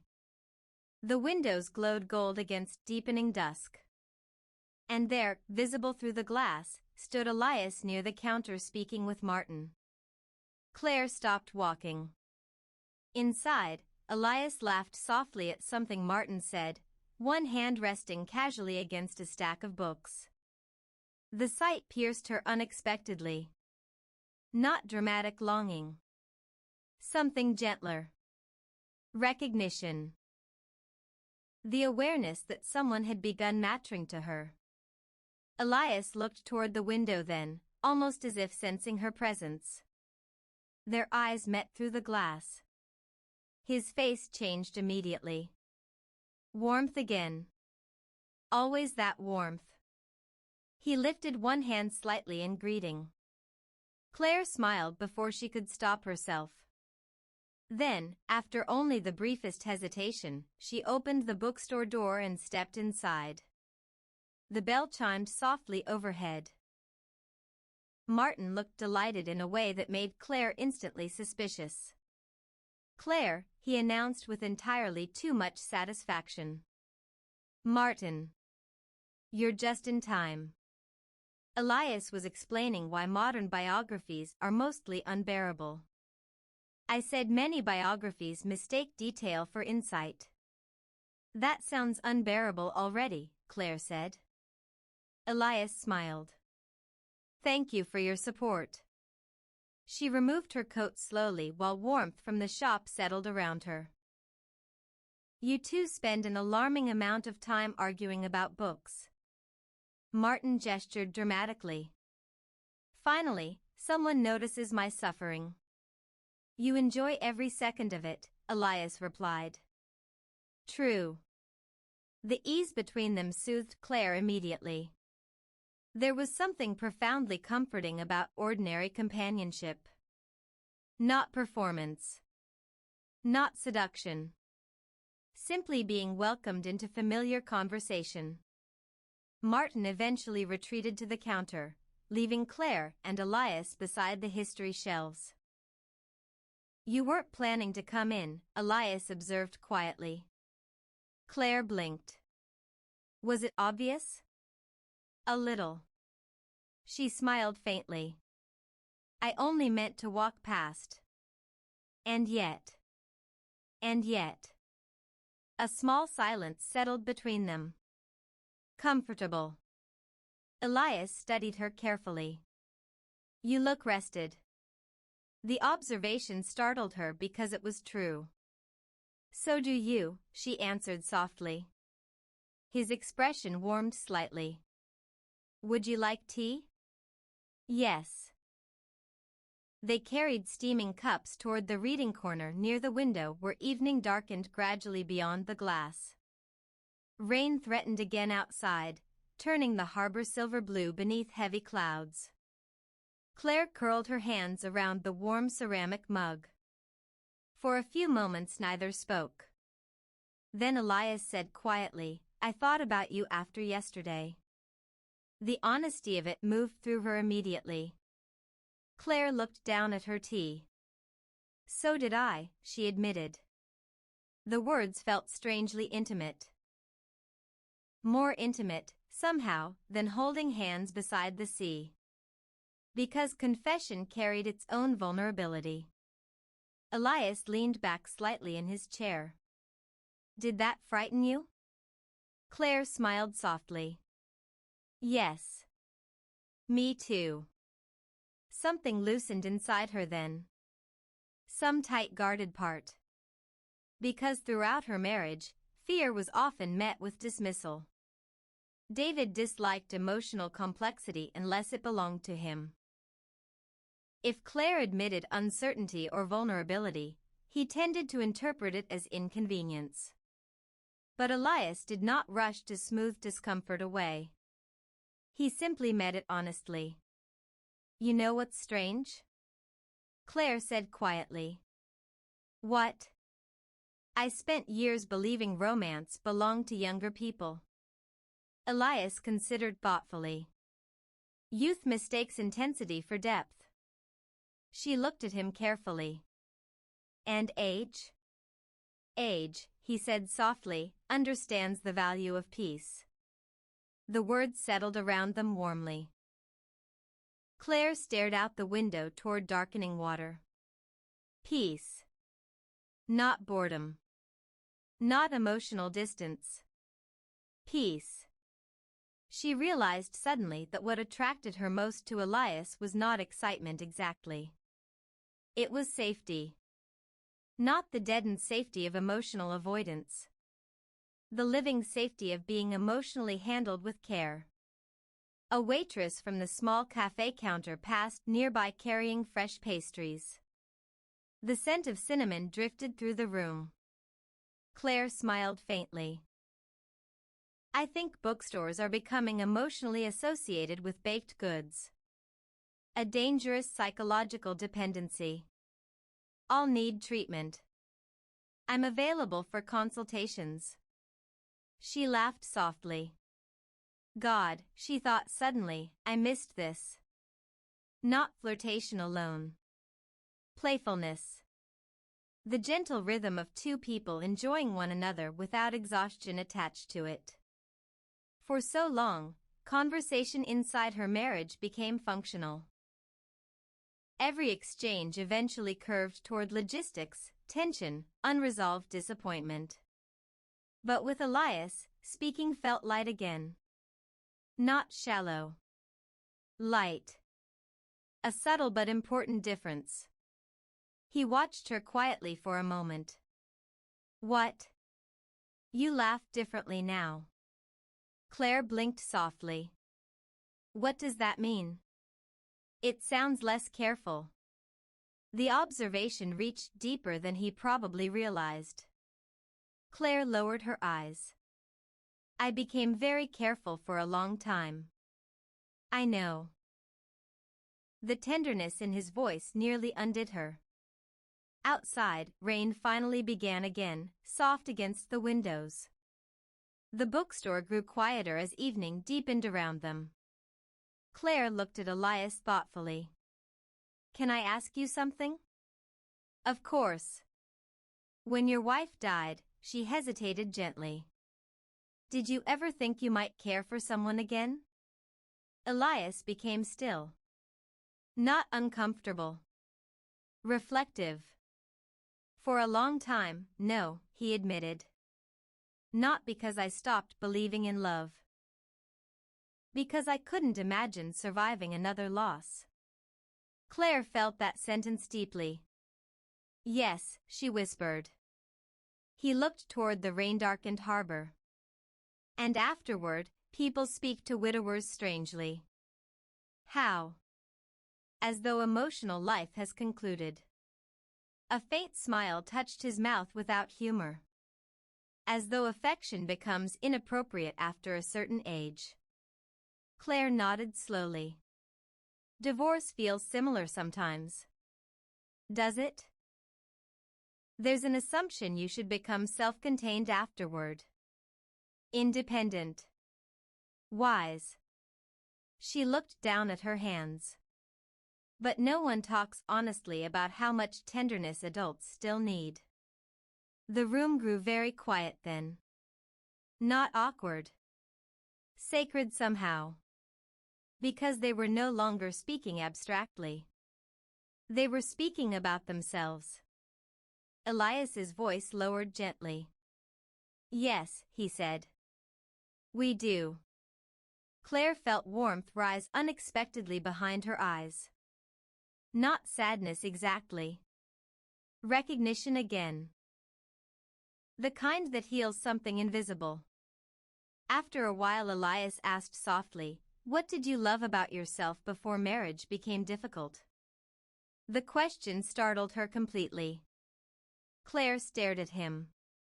No one had asked her something like that in years. Perhaps decades. What did she love about herself?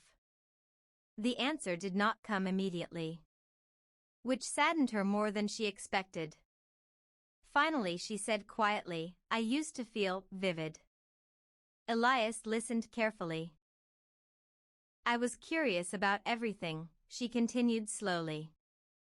"Books. Music. Art.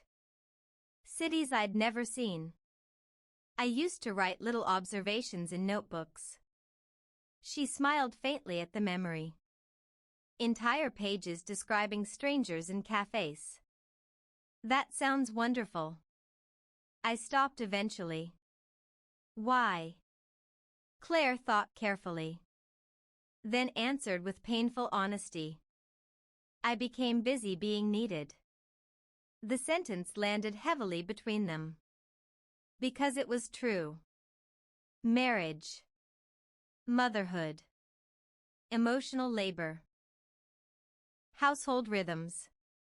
Gradually Claire stopped feeding the parts of herself that existed outside usefulness.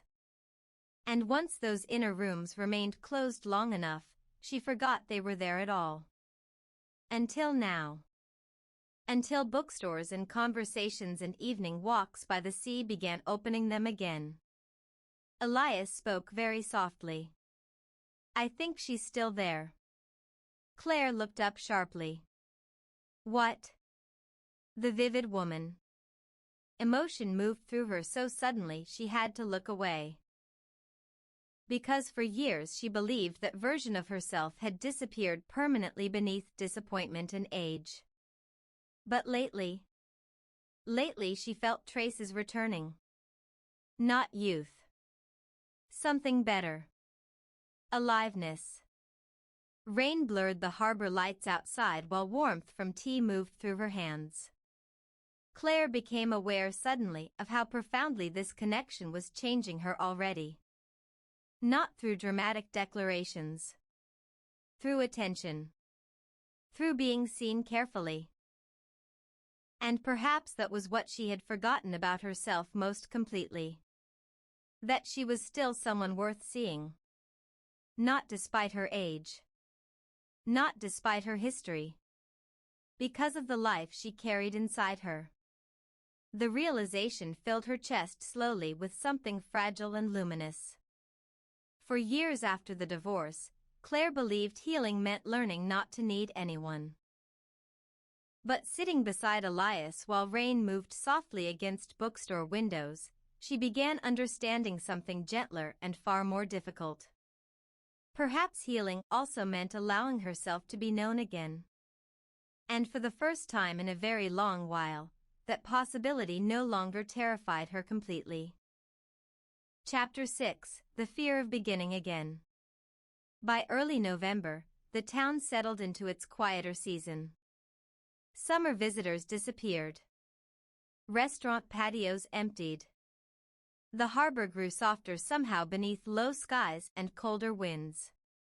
Even the gulls sounded lonelier drifting above dark water in the afternoons. Claire loved the town most during these months. There was honesty in off-season places. Nothing performed for tourists. Nothing polished. Only real life continuing gently beside the sea. And lately, real life had begun feeling unexpectedly full again. Not busy. Full. It startled her sometimes. The simple fact that another person had become woven naturally into her days. Mornings now often included messages from Elias. Nothing dramatic.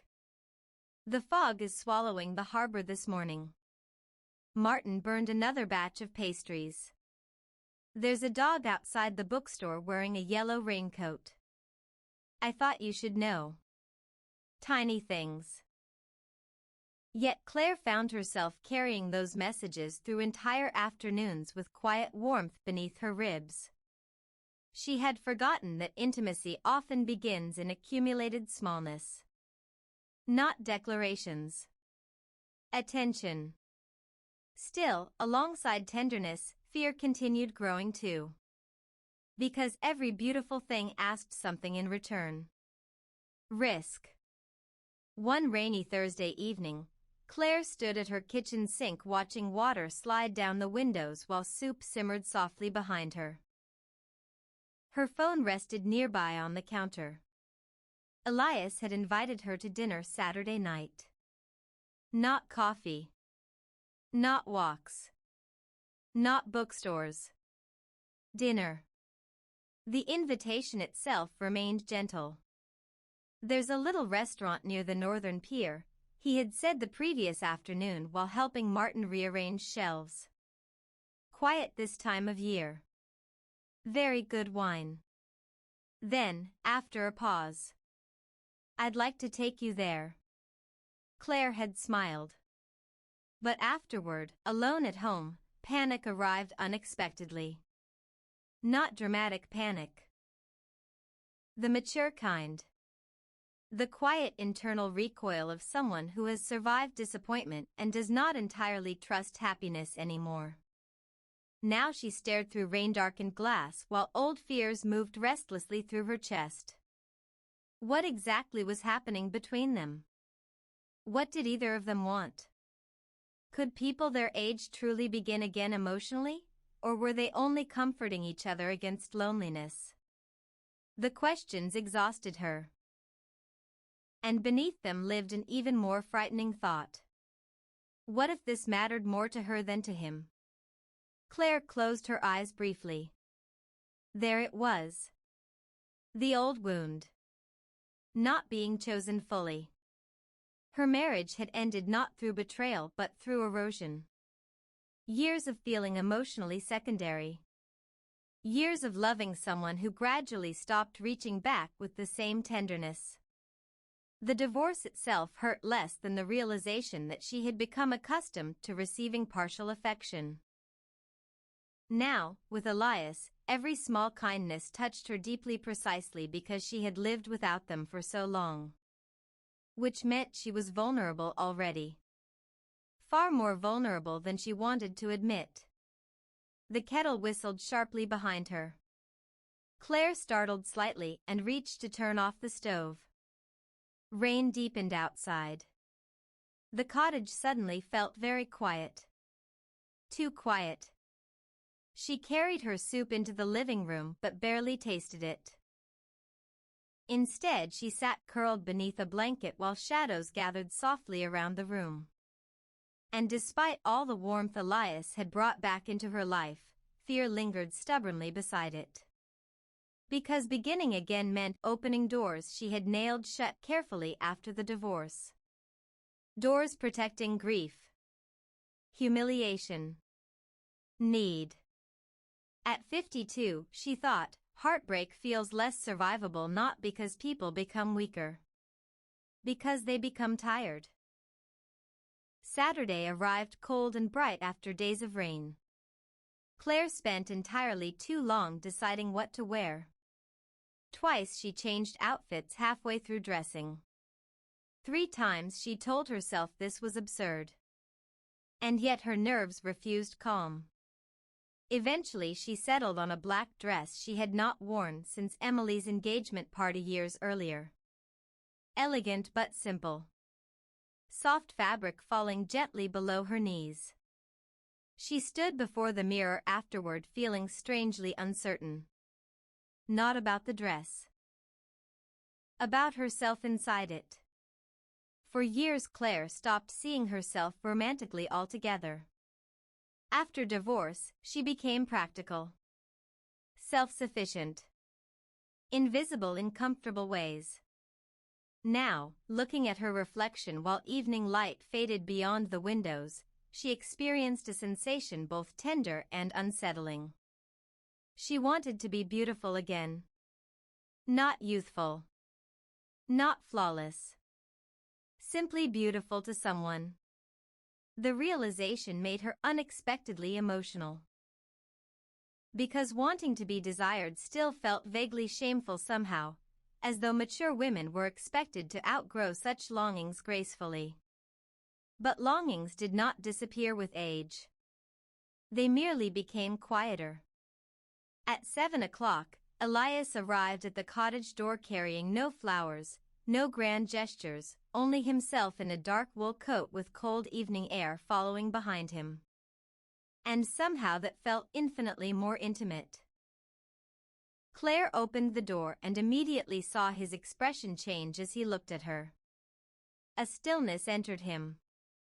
Warm and unmistakable. "You look beautiful," he said softly. The words moved through her almost painfully. Not because no one had ever called her beautiful before.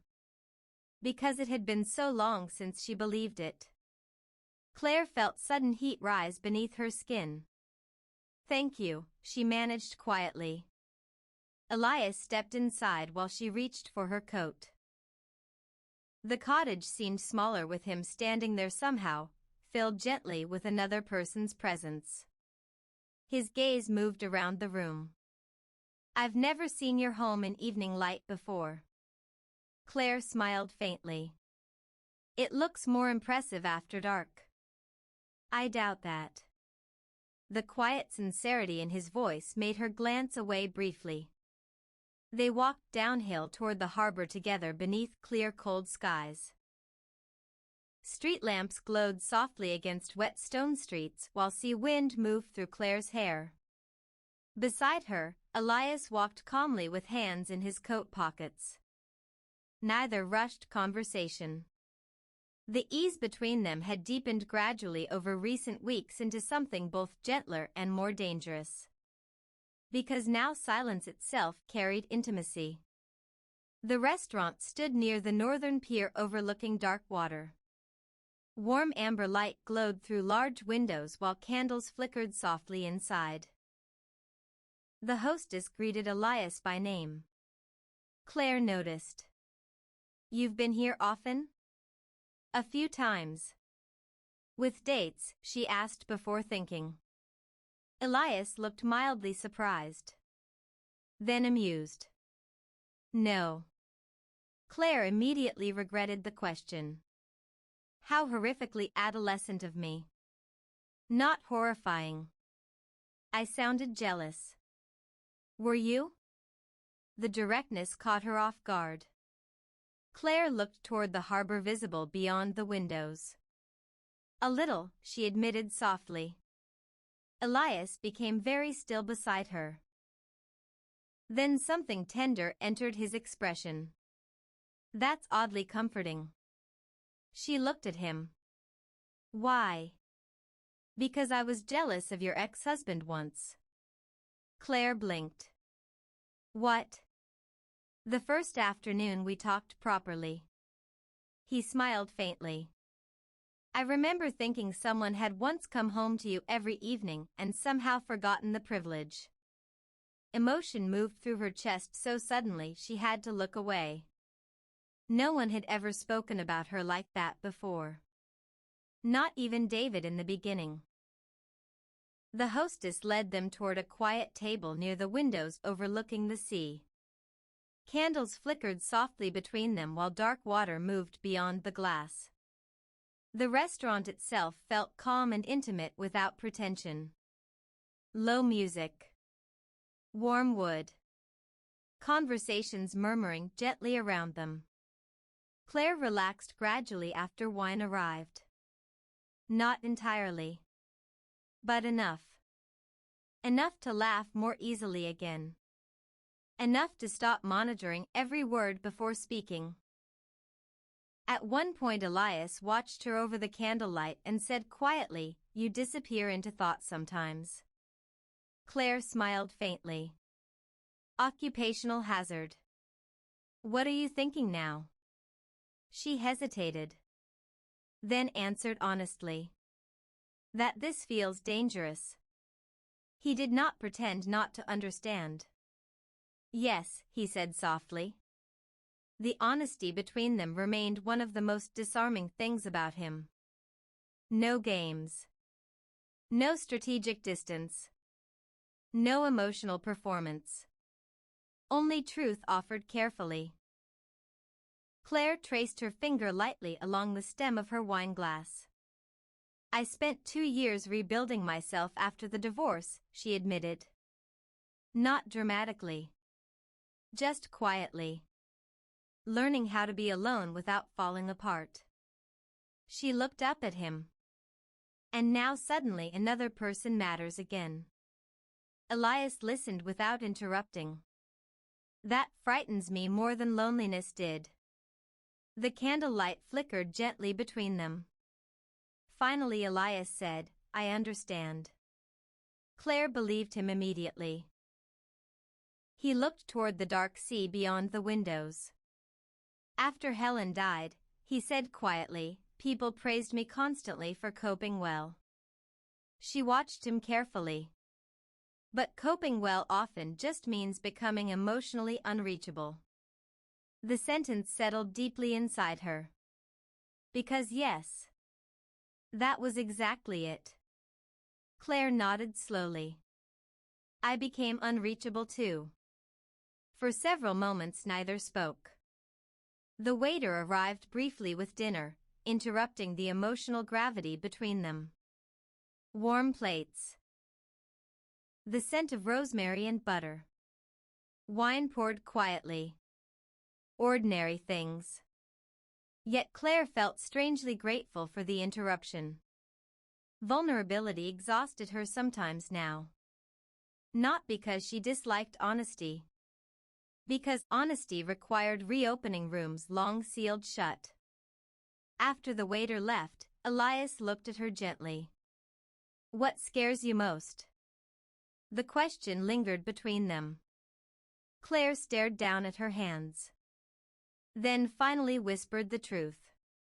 That I'll lose myself again. Emotion moved visibly across Elias's face. Not shock. Recognition. In marriage? Yes. She swallowed carefully. I became smaller very gradually with David. I don't think either of us noticed at first. Her voice softened. Eventually my whole emotional life revolved around preserving peace. She paused. And I can't survive becoming invisible again. The final sentence came out almost fragile.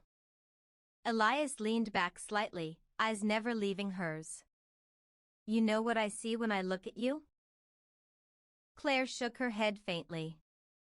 A woman who spent years giving away too much gentleness to people who stopped noticing.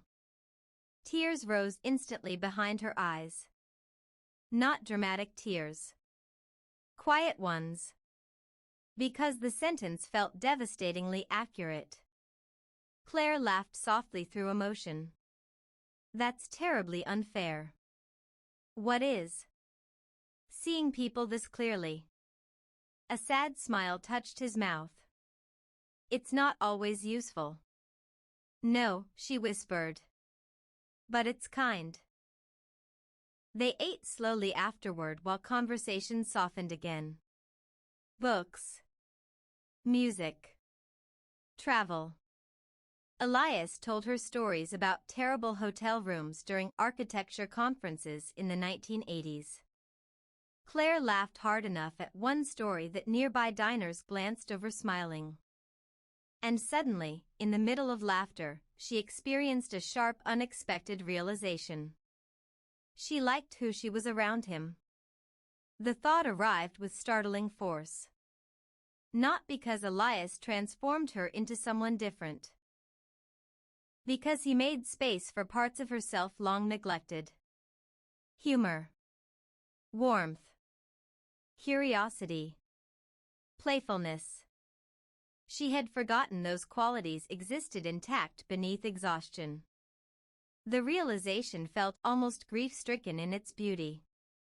Outside, wind moved across black water while harbor lights shimmered softly in the distance. Eventually Elias asked quietly, "Would you like to walk a little before heading home?" Claire nodded. The night air outside felt cold and clean after the restaurant warmth. They walked slowly along the pier beneath clear skies scattered with stars. The sea stretched dark and endless beside them. Claire tucked her hands deeper into her coat pockets. After several minutes, Elias spoke softly. "I don't want you to disappear with me." She looked at him. "What? If this becomes something?" His voice remained calm. "I don't want your life to shrink around it." Emotion tightened unexpectedly in her throat. Because no one had ever said something like that to her before. No one. "I'm not asking to be rescued from loneliness, Claire." The gentleness of his honesty almost hurt. He smiled faintly toward the sea. "I enjoy existing more when you're near." Claire stopped walking. The wind moved softly around them while harbor lights trembled across dark water. And suddenly fear and longing collided inside her with almost unbearable intensity. Because this was becoming real now. Not imagined. Not projected onto possibility. Real. She looked at Elias standing beside her beneath cold starlight. A man carrying grief and tenderness both. A man who listened carefully. A man who touched her as though she were something precious instead of convenient. And Claire realized with terrifying clarity that she was already falling in love with him. Not recklessly. Not blindly. Slowly. Deeply. Maturely. Which somehow made it even more frightening. Because mature love understands exactly how much can be lost. Elias stepped slightly closer. Not enough to overwhelm her. Only enough that warmth moved gently between them in the cold air. "Claire," he said softly. Just her name. Yet the tenderness in his voice unraveled something final inside her defenses. She looked up at him slowly. And when he kissed her, it was nothing like youth. No urgency. No performance. Only warmth. Careful, lingering warmth shaped by age, grief, patience, and longing. His hand rested lightly against her cheek while the ocean moved softly beside them. Claire closed her eyes. And for one suspended moment, all the years of loneliness, disappointment, caution, and emotional exhaustion fell silent inside her. Not erased. Held. The kiss ended gently. Neither spoke immediately. Claire remained very still, overwhelmed not by intensity but by emotion. Because she had forgotten this too. The astonishing tenderness of being wanted kindly.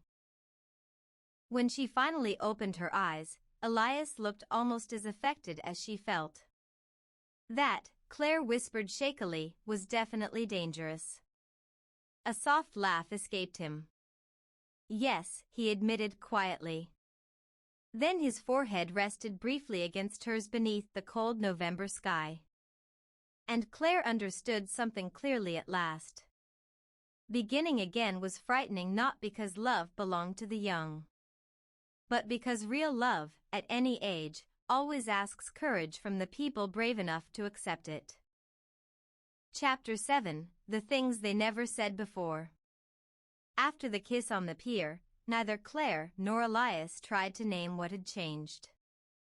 They did not need to.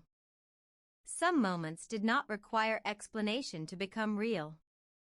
They entered quietly, like moonlight into a room, and afterward everything remained familiar yet altered. For several days, life continued almost normally. Claire still bought bread from the bakery near the harbor. Elias still spent too much time in Martin's bookstore. Rain still visited the town every afternoon as though it had a standing appointment. But beneath the ordinary rhythm of things, tenderness deepened. A message from Elias now made Claire pause before opening it. Seeing him through the bookstore window made her heart lift in a way she could no longer pretend was simple friendship. And when they walked together, their hands sometimes found each other naturally, without discussion, as though their bodies had begun trusting what their minds were still too cautious to fully declare. Yet there were things they had not said. Important things. Not because either wished to hide them. Because mature hearts are often careful with truth. They know words cannot be taken back once spoken. They know confession may change the shape of everything. And Claire, who had once given too much of herself too quickly to a marriage that slowly emptied her, now felt almost reverent about what should be revealed and when. One cold afternoon, Elias invited her to his house for tea. It stood on a quiet lane behind the old church, smaller than she had imagined, with whitewashed walls, dark green trim, and ivy climbing one side like a patient memory. Claire paused outside the gate. Elias noticed. "You don't have to come in." "I want to." But she remained still for another moment. His home felt like another threshold. Not a restaurant. Not the harbor. Not the neutral warmth of the bookstore. A home held history. Photographs. Objects. Ghosts. Elias opened the gate and waited without hurrying her. That was one of the things she trusted most about him now. He never pulled. He only made space.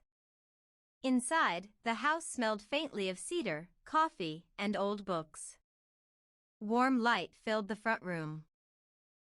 Shelves lined one wall, crowded with architecture volumes, novels, framed sketches, and small objects collected across a lifetime. A ceramic bowl. A brass compass. A smooth stone on the mantel. Claire removed her coat slowly. Her eyes moved gently around the room, absorbing the quiet evidence of another person's life. Then she saw the photograph. A woman stood in a garden beside a rose-covered wall, laughing toward someone outside the frame. She had silver-brown hair, bright eyes, and a looseness in her expression that suggested she had been caught mid-joke. Helen. Claire knew immediately. Elias followed her gaze. That was taken about 10 years before she died, he said softly. She was beautiful. Yes. There was no awkwardness in his answer. Only love.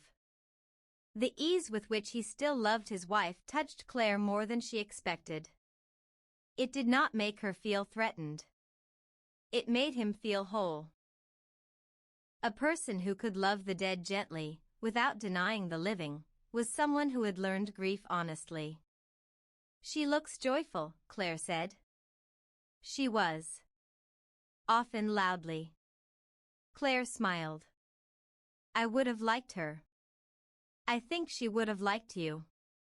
The words warmed and unsettled her. Elias moved toward the kitchen to make tea, and Claire remained in the living room, looking at the shelves. His home was neat but not sterile. Lived in. Thoughtful. A wool blanket folded over one chair, reading glasses left on a side table, a stack of newspapers beside the fireplace. She noticed drawings framed near the window. Libraries. Staircases. Buildings with sweeping lines and quiet symmetry. You were very good, she called softly. From the kitchen, Elias answered, I was very stubborn. That too, perhaps. He returned carrying a tray with tea, honey, and 2 cups that did not match. Claire liked that they did not match. They sat near the fireplace where flames moved low and steady behind the grate. For a while, the conversation remained easy. He told her about the house, how he had bought it after moving to town, how most of his furniture had been sold with the old place because he could not bear transporting an entire marriage into a smaller life. Claire understood that. After the divorce, she had left behind more than furniture.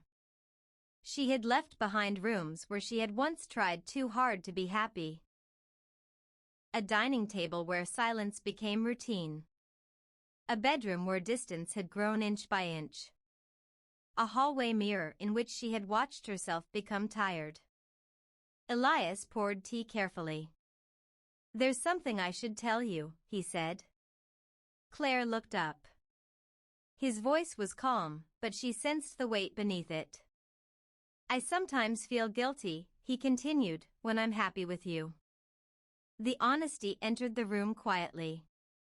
Claire did not answer immediately. The fire shifted softly. Elias looked into his cup. Not because I think Helen would resent it. She wouldn't. She was far more generous than I ever deserved. He smiled faintly, sadly. But grief is irrational. It makes loyalty complicated. Claire listened carefully. I loved her, he said. I still love her. That doesn't prevent what I feel now, but sometimes I don't know where to put all of it. Claire felt tenderness move through her. She reached across the small space between them and placed her hand over his. You don't have to put it anywhere else, she said softly. He looked at her. You can love her, Claire continued. And still be here. Something in his face changed then. A loosening. As if he had been holding a breath for years. Thank you, he whispered. Claire squeezed his hand gently. She surprised herself with how little jealousy she felt. Perhaps youth might have wanted to be the only love, the greatest love, the dramatic replacement for all that came before. But Claire did not want to erase anyone. At 52, she understood that love was not clean and empty before it began again. It arrived carrying histories, scars, rooms full of memory. She had history too. Not all of it tender. But still hers. Elias turned his hand beneath hers and held it. After a long silence, Claire said, I'm afraid of something too. His eyes lifted. I'm afraid that I don't know how to be loved properly anymore. The confession came out quieter than she intended. Elias did not move. Claire looked toward the fire, unable to meet his eyes at first. I spent so long interpreting distance as normal. So long explaining away small hurts. I don't always trust my own sense of what is enough. She swallowed gently. Part of me worries I would accept crumbs again if they were offered kindly. No, Elias said. Not sharply, but firmly enough that she looked at him. No, he repeated, softer now. You won't. You sound certain. I am. How can you be?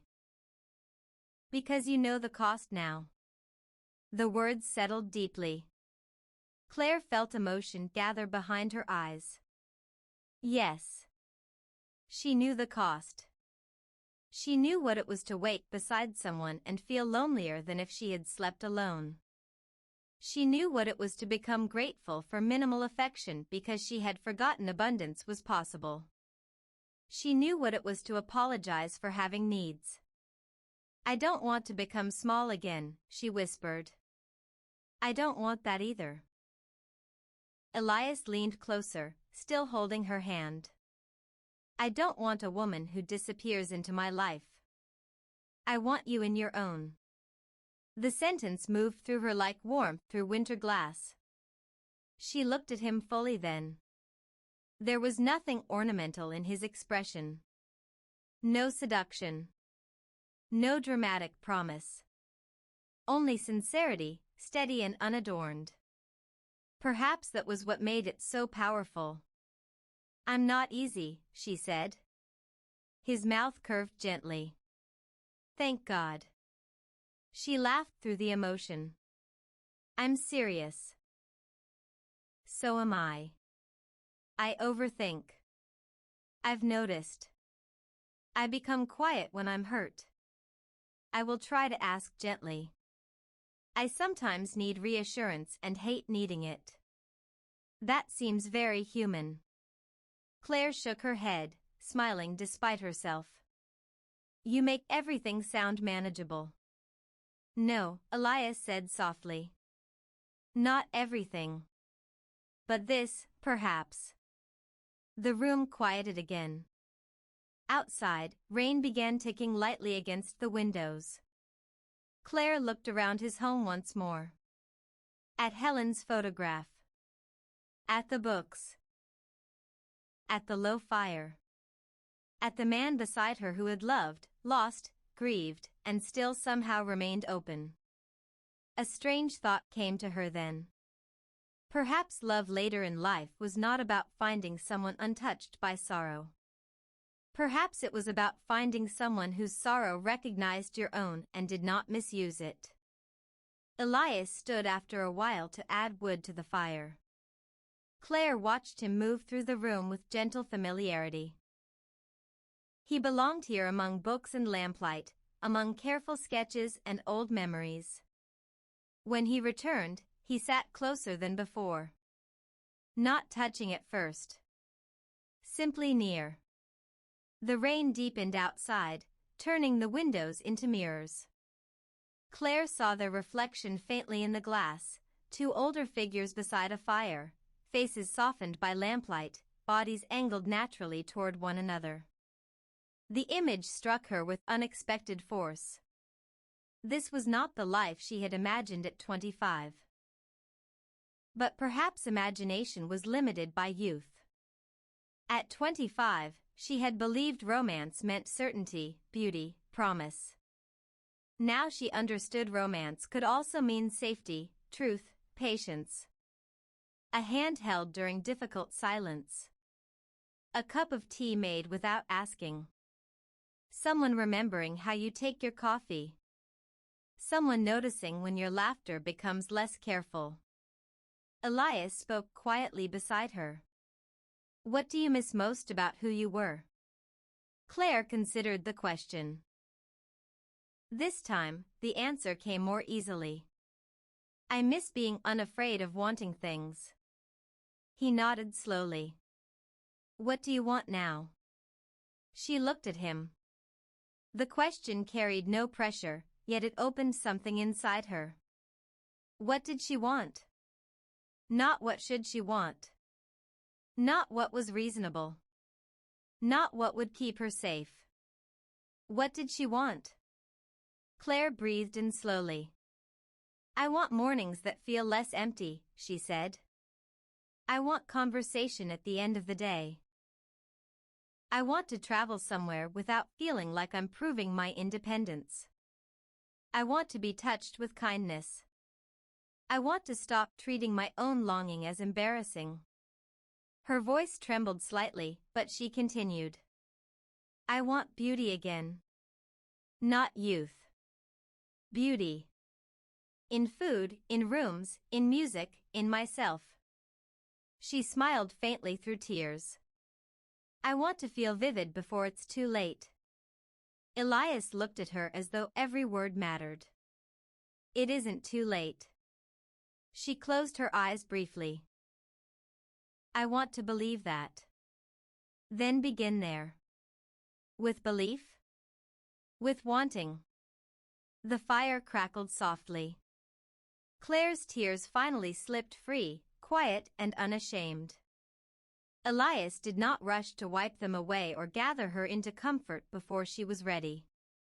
He simply remained. That, too, was love beginning in its most mature form. Presence without panic. After a moment, Claire leaned toward him and rested her head against his shoulder. His arm came around her carefully. Not possessive. Not urgent. Steady. She let herself settle there. The simplicity of it felt almost overwhelming. For years, she had not allowed herself to lean fully into anyone. Even when she was married, especially toward the end, she held herself upright emotionally because no one else would. Now, beside Elias's fire, with rain folding softly over the town outside, she allowed some part of herself to rest. Not forever. Not completely. But enough. Enough to understand what she had been missing.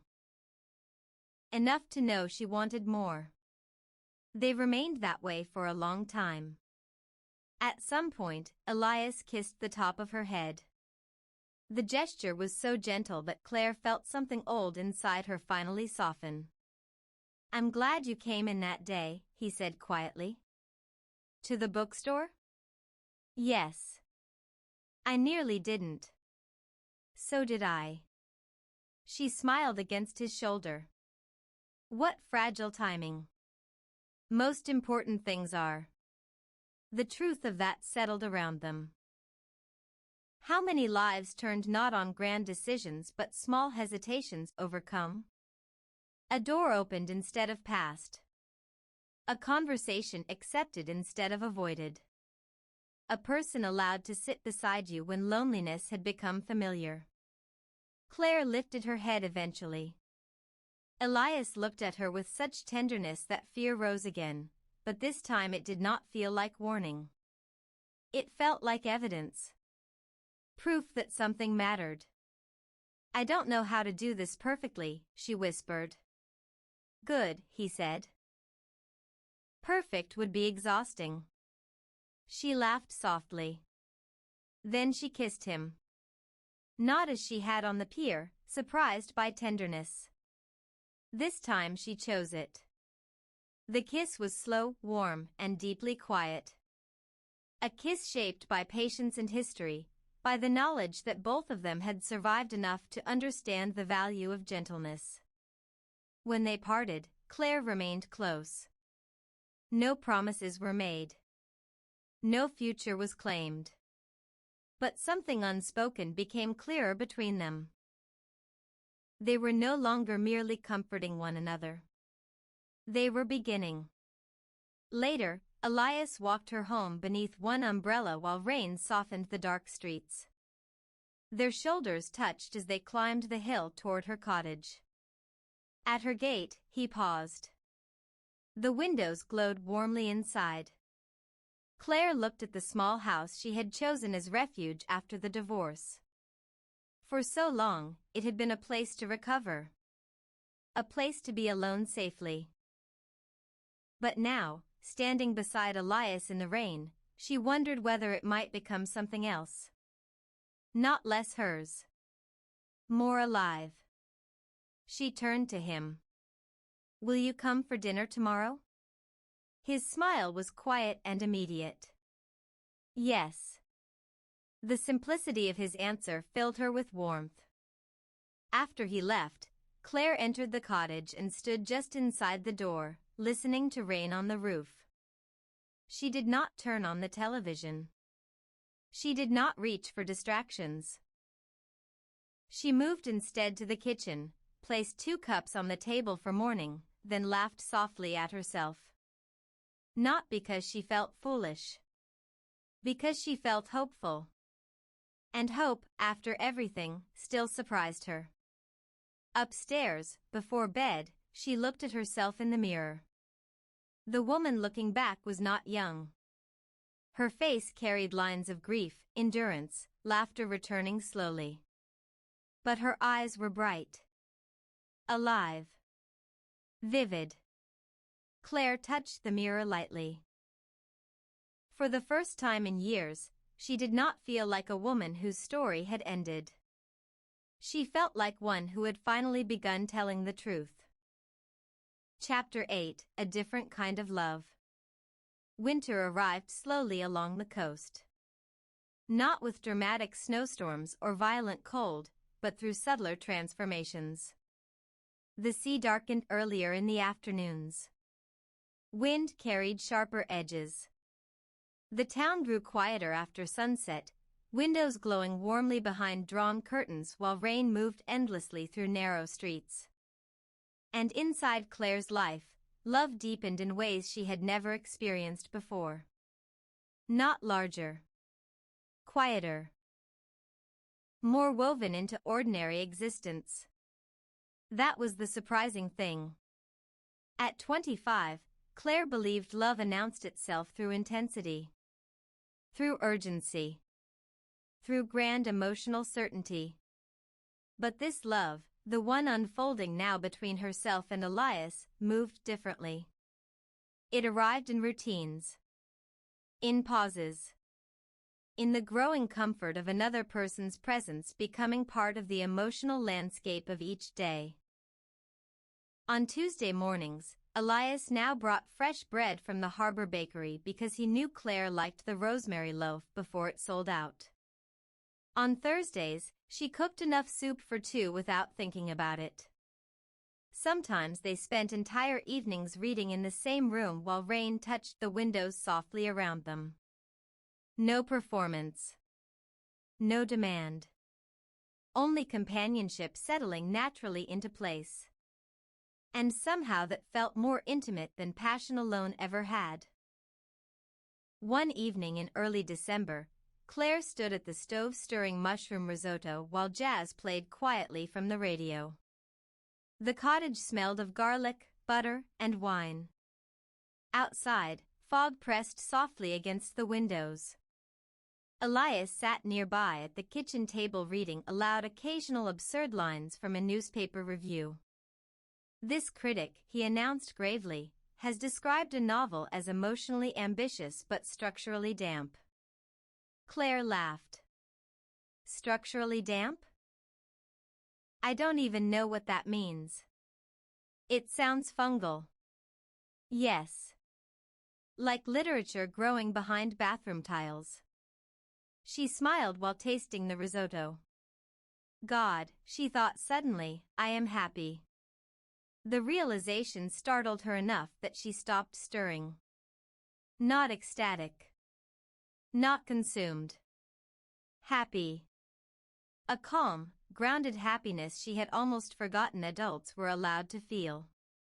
Elias looked up immediately. What happened? Claire blinked softly. Nothing. You stopped moving. I was thinking. Dangerous activity. She smiled faintly. Then, before caution could interrupt her, she said quietly, I think this is the happiest I've been in years. The room became very still. Elias set the newspaper down slowly. Not because the statement frightened him. Because he understood its weight. Claire looked away toward the stove. It surprised me, she admitted softly. Realizing it. Elias rose from the table and crossed toward her. Not hurriedly. Never hurriedly.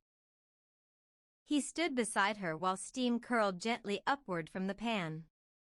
I'm glad, he said quietly. Claire looked at him. The tenderness in his face nearly undid her. Not because he looked triumphant. Because he looked relieved. As though her happiness mattered to him in a deep and careful way. The emotional safety of that still astonished her. For years, Claire associated intimacy with emotional negotiation. Measuring moods. Avoiding tension. Making herself easier to love. But Elias never treated her joy as something inconvenient or excessive. He welcomed it. The realization continued healing places inside her she had not fully understood were wounded. Elias touched the small of her back lightly. Such a simple gesture. Yet warmth moved through her instantly. She leaned toward him almost unconsciously. And suddenly he smiled faintly. What? You do that now. Do what? Lean into me. Claire felt heat rise softly beneath her skin. She had not noticed. But he was right. Her body had begun trusting him before her mind entirely caught up.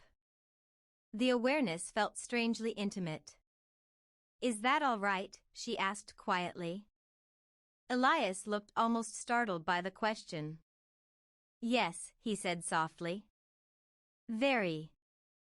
They ate dinner beside candlelight while fog drifted thick beyond the cottage windows. The radio murmured softly in the background. At one point Claire reached automatically to refill Elias's wineglass, and both of them paused slightly at the domestic familiarity of the gesture. Not uncomfortable. Just aware. Elias smiled gently. We're becoming alarmingly settled. Claire laughed. Should we panic? Probably. Tomorrow? Yes. Tonight I'd rather have dessert.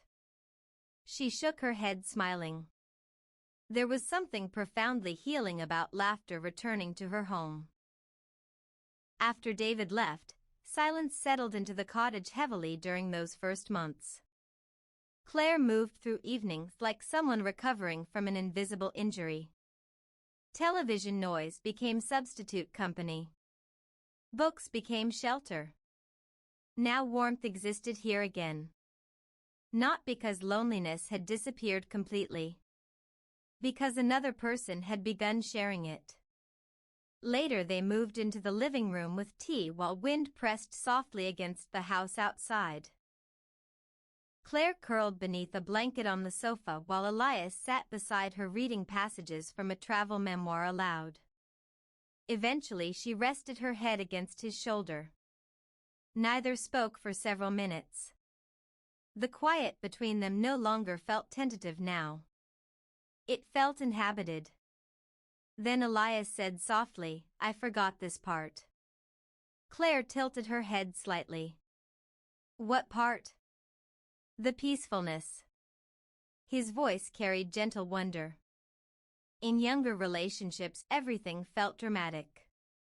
Urgent. Important. He smiled faintly. This feels different. Claire understood immediately. Yes. It feels, he paused thoughtfully. Like exhaling. The words moved through her deeply because they were true. Love with David had once contained excitement certainly, especially in the beginning. But over time it became emotionally laborious. Claire spent years trying to preserve connection through effort alone. This felt entirely different. Not effortless, but mutual. Like two people laying warmth carefully around one another instead of one person endlessly feeding a fire while the other barely noticed it fading. She looked up at him quietly. What did you think love would feel like at this age? Elias smiled faintly. I didn't think it would happen at this age. Claire considered that. Yes, she whispered. Neither of them had expected this. That fact gave their connection a strange tenderness. Nothing about it felt entitled. They knew too much about loneliness for that. Outside, rain began again against the roof. Claire listened to it while warmth from the fire moved softly through the room. Then suddenly, without warning, fear returned. Sharp enough to steal her breath briefly. Elias noticed immediately. What is it? Claire sat up slightly. Nothing. Claire. The gentleness of his voice made honesty difficult to avoid. She stared down at her hands. I'm afraid this will disappear. The confession hung quietly between them. Elias remained still. Not defensive. Listening. Claire swallowed carefully. Sometimes I wake up convinced I imagined all of this. That eventually you'll realize I'm too much work emotionally or too cautious or, she laughed softly without humor. Too damaged from my marriage. Elias looked at her for a long moment. Then he set his book aside completely. Come here, he said softly. Claire moved closer automatically. His hands wrapped gently around hers. You are not difficult to love. The sentence entered her chest almost painfully. Because some part of her had believed the opposite for years. David never said those exact words. But emotional neglect creates its own language eventually. A language of sighs. Of distraction. Of affection offered sparingly enough that you begin apologizing internally for needing more. Claire felt tears rise unexpectedly. Elias brushed his thumb softly across her knuckles. I know fear doesn't disappear just because someone tells you you're safe, he continued quietly. But I need you to understand something. She looked at him. I'm not here accidentally. Emotion moved visibly through her. You don't have to convince me to stay. The room blurred slightly behind sudden tears. Claire laughed shakily. That's an incredibly unfair thing to say to a woman trying not to cry. I'm sorry. You're not. No, he admitted softly. I'm not. She leaned forward then and kissed him quietly. The kiss deepened slowly, naturally, warm with accumulated trust. Not youthful hunger. Something fuller. The tenderness of two people who understood fragility and chose closeness anyway. When they finally separated, Claire rested her forehead lightly against his. I spent years thinking mature love meant lowering expectations, she whispered. And now? She smiled faintly through tears. Now I think mature love might actually mean refusing to settle for emotional starvation anymore. Something deep and proud moved across Elias's face. Yes, he said softly. I think that's true. The fire crackled quietly nearby. Outside, rain softened again into mist. Claire settled back against him afterward while his arm wrapped loosely around her shoulders. And suddenly another realization arrived. She was no longer performing independence all the time. After divorce, Claire became fiercely self-sufficient partly because she needed to survive. But also because depending emotionally on another person felt humiliating afterward. So she carried groceries alone. Ate alone. Comforted herself alone. made loneliness look elegant. Now she found herself allowing small dependencies again. Calling Elias when something upset her. Expecting his messages. Wanting his presence during ordinary evenings. The vulnerability of that still frightened her. Yet alongside the fear lived something stronger now. Trust. Not blind trust. Chosen trust. The kind mature people offer carefully because they understand its value. A week later, Claire accompanied Elias to a holiday concert at the old church near the harbor. Candles glowed softly throughout the sanctuary while a small choir sang beneath vaulted ceilings. Claire sat beside him listening to music drift through warm candlelit air. At one point Elias reached for her hand automatically. She looked down at their joined fingers resting quietly together. And suddenly emotion overwhelmed her unexpectedly. Because this exact moment had once seemed impossible. Not dramatic romance. Simple companionship. A hand held gently during winter music. A person beside her who noticed when she became emotional and squeezed her fingers softly without requiring explanation. Claire turned slightly toward him. Elias glanced at her immediately. "You all right?" She nodded slowly. "Yes." And she was. Not perfectly healed. Not free from fear. Not untouched by old loneliness. But alive again in ways she thought were lost forever. After the concert they walked slowly through town beneath strands of white holiday lights. Cold air turned their breath silver. The streets remained nearly empty except for scattered couples and late-night cafe workers stacking chairs. Claire tucked her arm through Elias's naturally now. The gesture no longer felt frightening. It felt earned. At the harbor overlook, they paused beside the railing. Dark water moved softly below while distant boats blinked quietly in the fog. Elias looked out toward the sea. "You know," he said after a while, "Helen used to tell me I took too long to notice happiness while it was happening." Claire smiled softly. "And did you?" "Yes." He turned toward her then. But not this time. Emotion rose warm and immediate through her chest. Because there was no hesitation in him now. No uncertainty about what she meant to his life.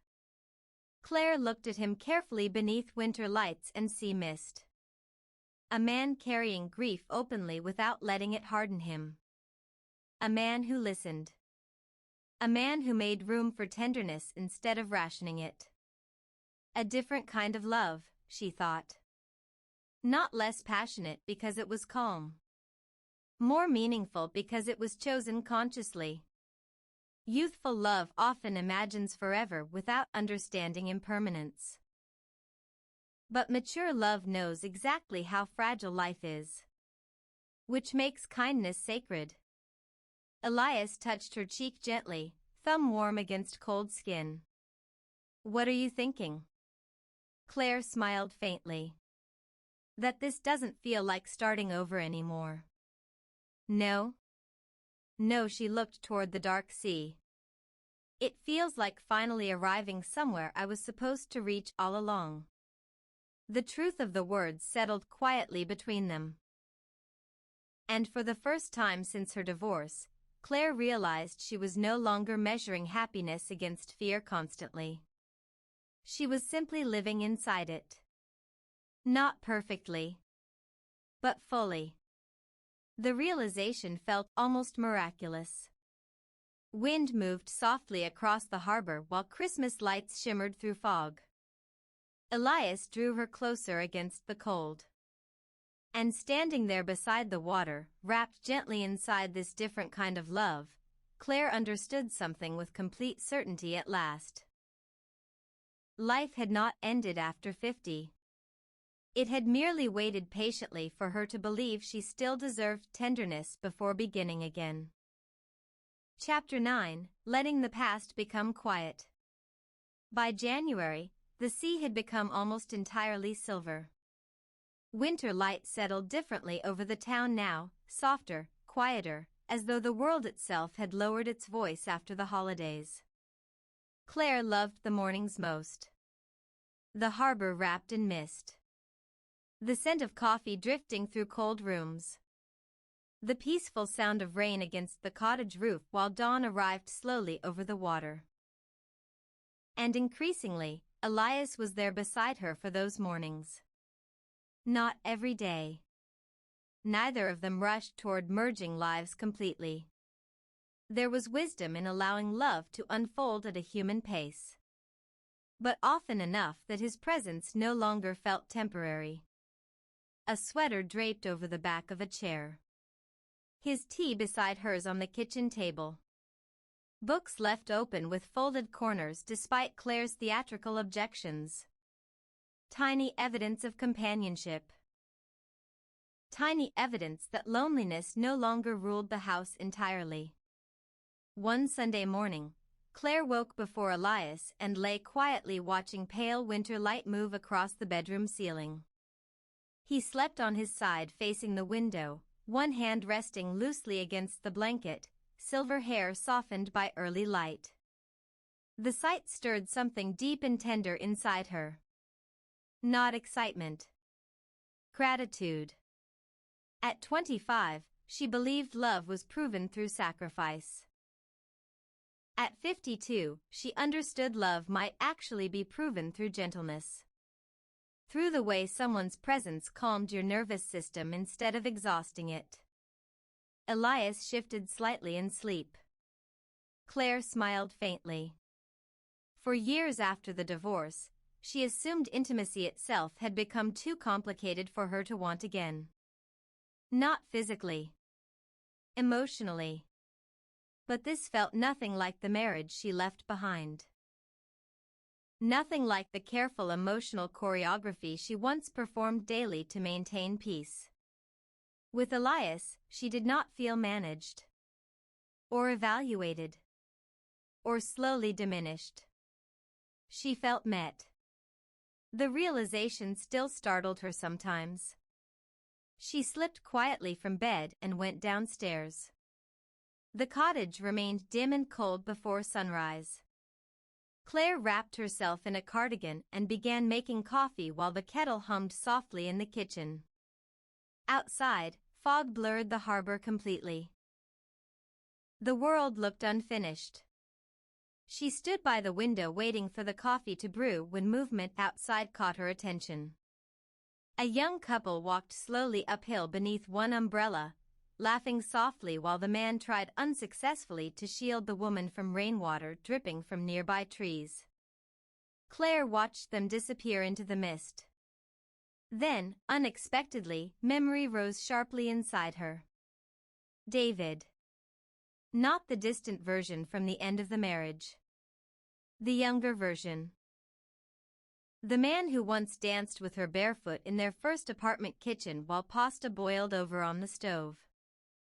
The man who kissed her forehead during train rides. Who brought her books unexpectedly. Who held newborn Emily with tears in his eyes. Claire closed her eyes briefly. Grief moved strangely through mature love. Not because she wanted her marriage back. She didn't. But healing had softened bitterness enough that she could finally remember the good without drowning in the loss. That frightened her once.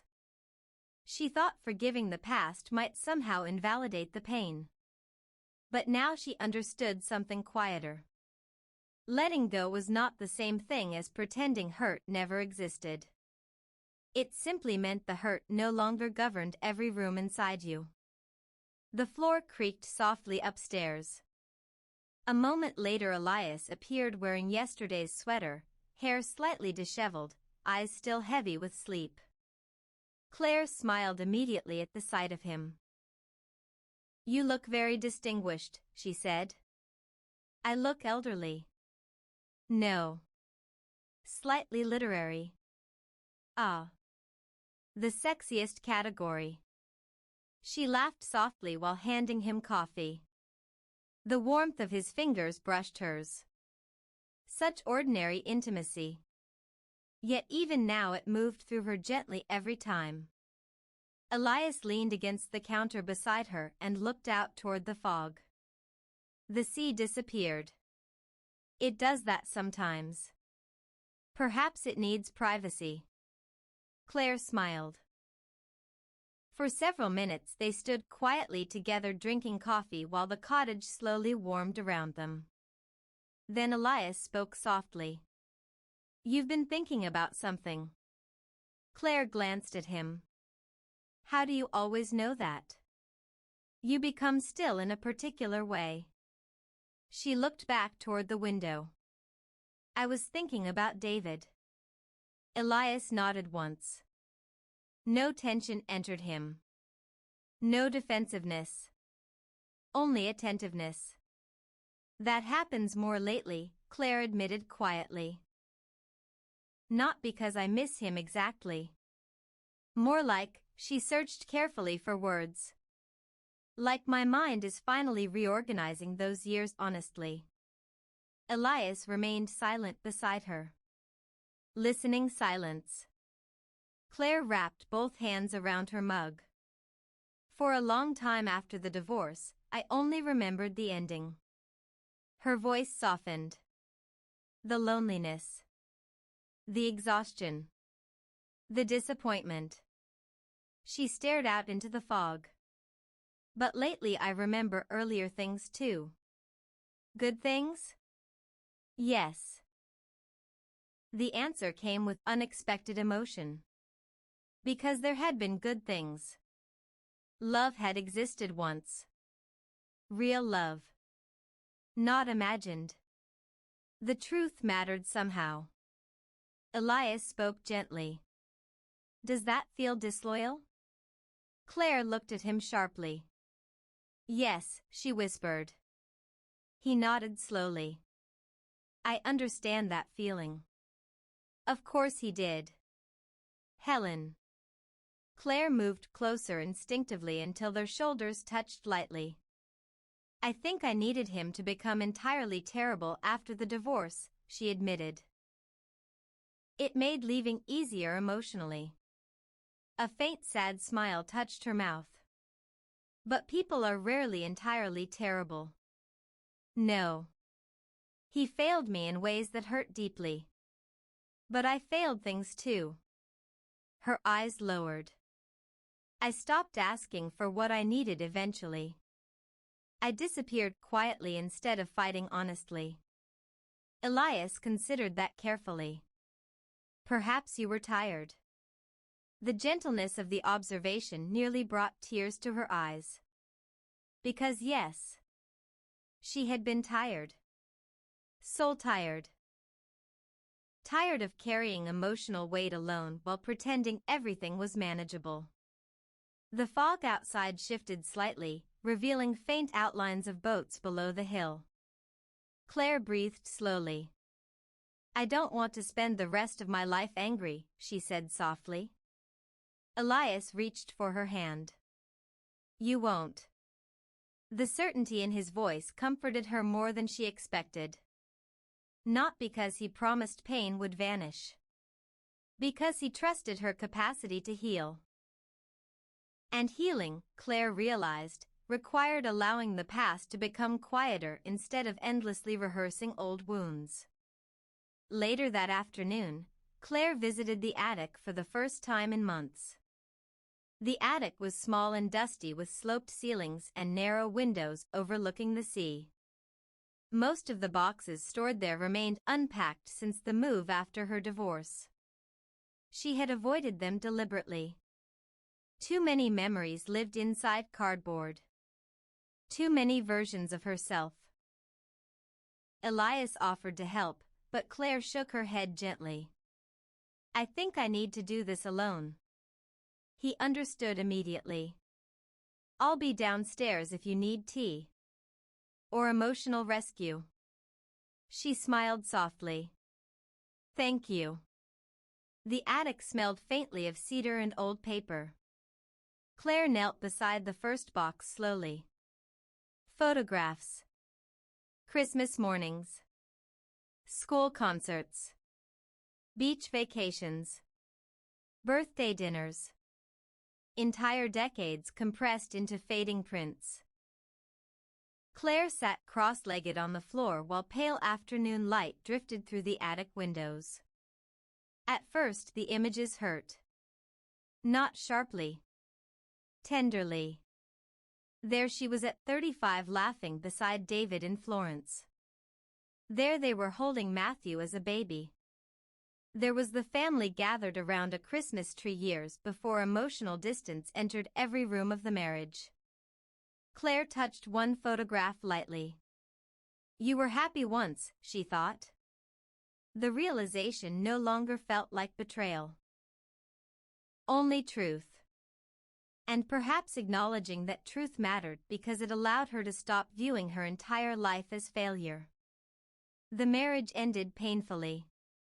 But it was not meaningless. Love existed there once. Children existed there. Shared years. Shared tenderness. Not all endings erased beginnings. The thought calmed something inside her unexpectedly. At the bottom of another box she found old notebooks. Her notebooks. Claire stared at them with sudden surprise. Small journals filled with observations, fragments of stories, descriptions of strangers in cafes, exactly as she once told Elias. Hands trembling slightly, she opened one. The handwriting belonged to a younger version of herself. Messier. Faster. More alive somehow. A page near the middle read. I want a life that feels awake.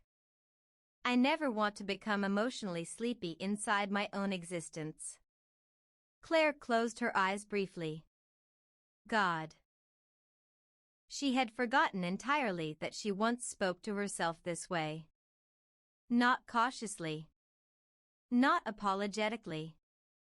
Hopefully. Emotion rose sharp and immediate inside her chest. Because somewhere along the years, she had indeed become emotionally sleepy. Not lazy. Exhausted. The notebooks felt like messages from a self she lost gradually while trying too hard to hold a marriage together. A soft knock came at the attic door. You alive up there? Elias asked gently. Claire laughed quietly through tears. Barely. He stepped inside carefully carrying 2 mugs of tea. The attic light softened around him while winter dusk gathered slowly outside. Claire looked up at him from the floor surrounded by photographs and notebooks and old years. And suddenly she felt overwhelming tenderness for the woman she used to be. Not embarrassment. Tenderness. You found something, Elias said softly. Claire nodded. Myself, I think. He sat beside her carefully. She handed him one notebook. He read a few lines quietly, then looked at her with unmistakable warmth. These are beautiful. I stopped writing. When? Claire thought carefully. I'm not sure. She smiled sadly. Probably around the same time I stopped believing my inner life mattered very much. Elias's expression shifted gently. Claire. She looked at him. The woman who wrote these pages is still here. Emotion tightened instantly in her throat. Because lately she was beginning to believe that too. Not younger. Not unchanged. But still herself beneath all the years of compromise and emotional shrinking. Outside, evening deepened beyond attic windows. Rain began softly again. Elias picked up one photograph from the floor. Claire and David at perhaps 30 years old, laughing together on a windy beach. He studied it quietly before asking, "What would you say to her now?" Claire looked at the younger woman in the photograph. Hopeful eyes. Open smile. So certain love would protect her from loneliness forever. The answer came slowly. "I'd tell her not to disappear trying to keep everyone else comfortable." Tears blurred her vision gently. "I'd tell her she's allowed to need tenderness too." Elias set the photograph down carefully. Then he touched her face with extraordinary gentleness. "And what would she say to you?" Claire laughed softly through tears. "She'd probably be surprised I survived." "You did more than survive." The warmth in his voice settled deep inside her. Because yes, perhaps she had. Not perfectly. Not gracefully all the time. But she survived loneliness, disappointment, divorce, years of emotional invisibility. And somehow, astonishingly, she still remained capable of love. The realization felt sacred suddenly. Claire leaned into Elias's touch. The attic glowed softly around them while rain moved against the roof overhead. Past and present sat together quietly in the room. Not enemies anymore. Just parts of one long complicated life. Elias kissed her forehead gently. And Claire understood something clearly then. Healing was not forgetting the past.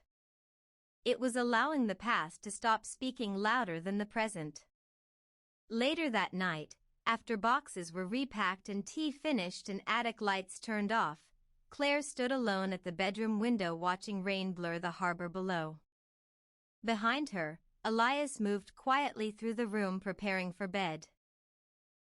She looked at her reflection in the dark glass. Not young. Not untouched. Not innocent anymore. But whole in a way she had never been before. Because now she understood herself differently. Not as a woman whose marriage failed. Not as someone abandoned by romance. But as a person still learning, even now, how to remain visible inside her own life. Elias came up behind her then and wrapped his arms gently around her waist. Claire relaxed immediately against him. No tension. No performance. Only warmth. "What are you thinking?" he murmured softly near her hair. Claire watched rain drift across the dark sea. "That I'm finally letting some things become quiet." He kissed her temple gently. "Yes," he whispered. "I think you are." And standing there together while winter rain folded softly around the sleeping town, Claire felt something inside her settle peacefully at last. Not closure. Something better. Peace beside memory instead of war against it. And perhaps that, too, was another form of love. Chapter 10, Married Again at 50. Spring arrived quietly along the coast. Not all at once. First came softer mornings. Then longer light across the harbor.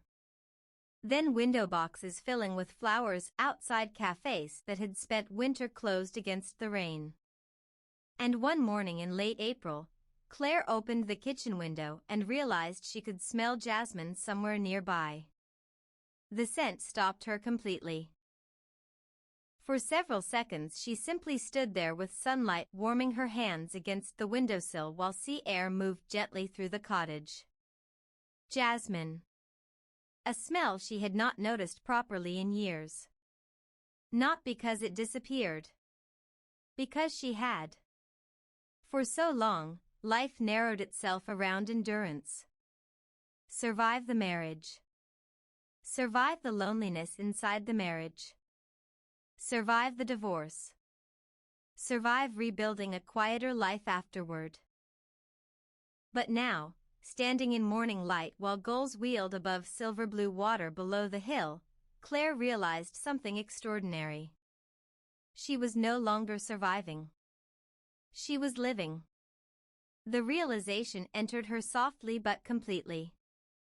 Behind her, the kettle began to whistle. A moment later Elias appeared in the kitchen doorway wearing a pale blue shirt with sleeves rolled carelessly to his elbows. His hair remained slightly unruly from sleep. Claire smiled immediately at the sight of him. Even now, months later, her body still recognized his presence before her thoughts did. A soft internal easing. A warmth beneath her ribs. "Something smells hopeful," he said. Claire laughed quietly. "Tea." "No. Something else." She turned toward him. Sunlight moved gently across the kitchen floor between them. And suddenly she understood what he meant. The cottage itself had changed. Not physically. Emotionally. The rooms no longer felt like shelter from loneliness. They felt inhabited by warmth. Books left open on tables. His jacket over a chair. Fresh flowers by the sink because Elias believed flowers belonged in ordinary weeks, not only special occasions. Life had returned here slowly. Like spring itself. Claire watched him move toward the kettle. "You know," she said softly, "I used to think happiness would feel dramatic if it ever returned." Elias glanced over his shoulder. "And instead?" She smiled faintly. "It feels calm." He nodded as though this made perfect sense. "Good." The simplicity of his response touched her deeply. There had once been a time in her life when calmness felt suspicious. Marriage had trained her to expect emotional distance after peace, disappointment after contentment. But with Elias, calmness felt alive. Not empty. Safe. After breakfast, they walked down toward the harbor market together beneath pale spring skies. The town glowed gently in morning sunlight. Shopkeepers arranged flowers outside storefronts while gulls drifted lazily above fishing boats rocking against the docks. Claire carried a canvas bag over one shoulder. Elias walked beside her with one hand tucked casually into his coat pocket. Such an ordinary sight. Yet sometimes Claire still felt astonishment move through her unexpectedly. "This is my life now," she would think. Not the life she imagined at 30. Better somehow. Because this life had been chosen consciously after heartbreak, loneliness, and self-discovery. Nothing here was accidental. At the market, an elderly florist smiled warmly as they approached. "Good morning, you two." "You too." The phrase filled Claire with quiet warmth every time. Not because she needed public validation. Because after years of emotional isolation, belonging beside someone still felt miraculous. Elias picked up a bundle of white tulips thoughtfully. Claire laughed softly. "You realize those started all of this?" He looked mildly serious. "Then they deserve respect." The florist smiled knowingly while wrapping the flowers in paper. Claire shook her head. "We're becoming painfully sentimental." "Yes," Elias agreed. "It's alarming." They continued through the market slowly. Fresh bread. Strawberries. Cheese wrapped carefully in paper. Ordinary purchases. Ordinary happiness. And perhaps that was what surprised Claire most about love later in life. It was not built primarily from grand moments. It was built from accumulation. Repeated kindness.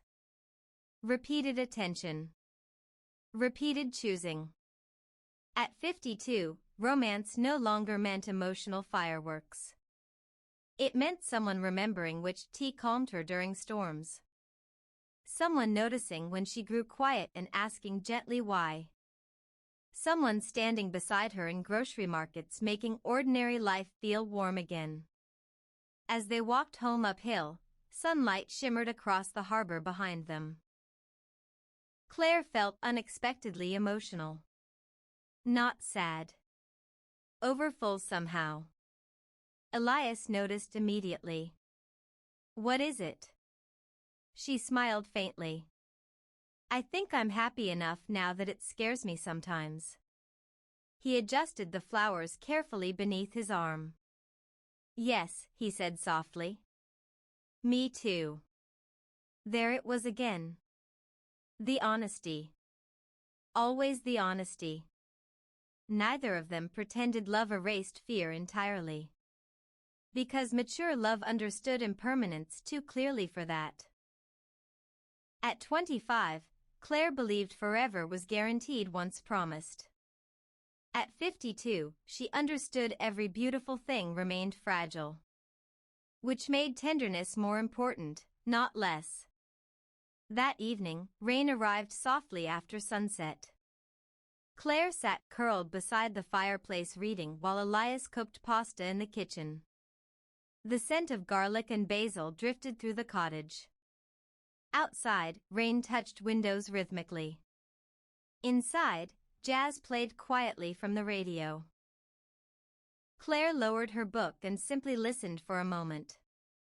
The sounds of another person moving comfortably through her home. Cabinet doors opening. Water running softly. Elias humming absent-mindedly to music he barely knew. And suddenly tears filled her eyes without warning.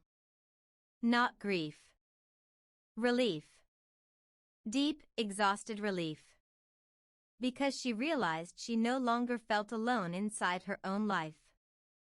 Elias appeared in the doorway holding 2 wine glasses. He stopped immediately. "Claire?" She laughed softly, embarrassed. "I'm all right." "You're crying." "I know." Concern entered his expression gently as he crossed the room. "What happened?" Claire looked up at him through tears and smiled shakily. "Nothing happened." He sat beside her slowly. She took a breath. Emotion tightened unexpectedly in her throat. "I forgot life could feel like this." His face softened immediately. Claire looked down at her hands. "For years I thought emotional peace was something other people managed to have." Her voice trembled faintly. "I thought maybe I had failed somehow at love." Elias touched her cheek carefully. "You didn't fail." "I know that now," she whispered. And she did know. Not intellectually. Deeply. The divorce no longer defined her as broken. It simply belonged to the life that led her here. To this room. This rain. This man. Elias brushed away one quiet tear with his thumb. "I need to ask you something," he said softly. Claire blinked. Something changed in his expression then. Not nervousness exactly. Gravity. He set the wine glasses aside carefully. And suddenly Claire's heartbeat quickened. Elias smiled faintly as though he sensed it. "Don't look alarmed. That's impossible now." A soft laugh escaped him. Then he reached into his pocket. Claire stared as he pulled out a small worn velvet box. The room seemed to go very still. Only rain against the windows. Only firelight moving softly across the walls. Claire looked at him with sudden disbelief. "Elias." He took her hand gently. "You once told me you were afraid of disappearing inside someone else's life again." Emotion rose instantly in her chest. "And I promised myself that if I ever loved someone again, I would love them in a way that left them more themselves, not less." Tears blurred her vision immediately. Elias opened the small box slowly. Inside rested a simple gold ring. Elegant. Warm. Quiet. Like them. Claire pressed trembling fingers lightly against her mouth. You changed my life, Elias said softly. Not dramatically. Not all at once. He smiled with deep tenderness. Made everything feel inhabited again. A tear slipped down Claire's cheek. I don't need youth with you, he continued quietly. Or perfection. Or certainty about how long life lasts. His thumb brushed gently across her knuckles. I only know I want whatever time remains to belong partly to us. The fire crackled softly nearby. Rain deepened outside. Claire looked at the ring through tears. Then back at the man beside her. A widower carrying grief honestly. A man who listened. A man who made room instead of taking space away. A man who loved her without asking her to become smaller. And suddenly the title of the story she once believed finished forever appeared clearly before her. Not youth. Not first marriage. Not naive romance. Something richer. Married again at 50. The thought overwhelmed her completely. Claire laughed softly through tears. You realize this is terribly emotional for a woman already crying. I suspected. You're very calm for someone proposing. I'm terrified, he admitted quietly. The honesty made her laugh harder. Then she touched his face gently. Oh, she whispered. My dear. The words surprised both of them. Not because they felt strange. Because they felt true. Claire looked around the cottage. At the books. The flowers. The soft firelight. The life rebuilt slowly from loneliness and courage and second chances. Then she looked back at Elias. Yes, she said. The single word filled the room with warmth so profound it almost hurt. Elias closed his eyes briefly. Not dramatic triumph. Relief. Gratitude. Love. When he slid the ring onto her finger, Claire felt emotion move through her with astonishing force. Because this was not beginning life over. It was choosing life again knowingly. After heartbreak. After disappointment. After years of believing romance had ended for her. They kissed softly while rain folded around the cottage outside. No urgency. Only tenderness. The kiss of two people who understood exactly how rare and fragile real connection could be. Later, much later, they sat together on the sofa beneath a blanket while firelight flickered low across the room. Claire rested against Elias's chest listening to the steady rhythm of his breathing. Her ring caught small pieces of firelight whenever she moved her hand. She still could not entirely believe it. Elias kissed the top of her head gently. What are you thinking? Claire smiled softly against him. That if someone had told me 3 years ago I'd fall in love again at 52, I would have laughed in their face. That seems aggressive. I was emotionally exhausted. You still are sometimes. Yes. She looked up at him. But not alone anymore. The simplicity of the truth settled warmly between them. Outside, rain softened gradually into mist. The harbor beyond the hill disappeared beneath silver fog. Claire closed her eyes. For so long she thought life moved in only one direction, toward narrowing, aging, invisibility, quiet resignation. But now she understood something entirely different. Life was not linear emotionally. Hearts could reopen. Joy could return. Tenderness could arrive unexpectedly after years of loneliness. And perhaps the greatest surprise of all was this. Love after 50 was not smaller than youthful love. It was deeper because it understood loss. Softer because it respected fragility. Calmer because it no longer confused drama with devotion. Claire thought of the woman she had been after the divorce. Quiet. Careful. Convinced the most meaningful parts of life were behind her. She wished she could reach backward through time and speak to her. Not with advice. Only reassurance.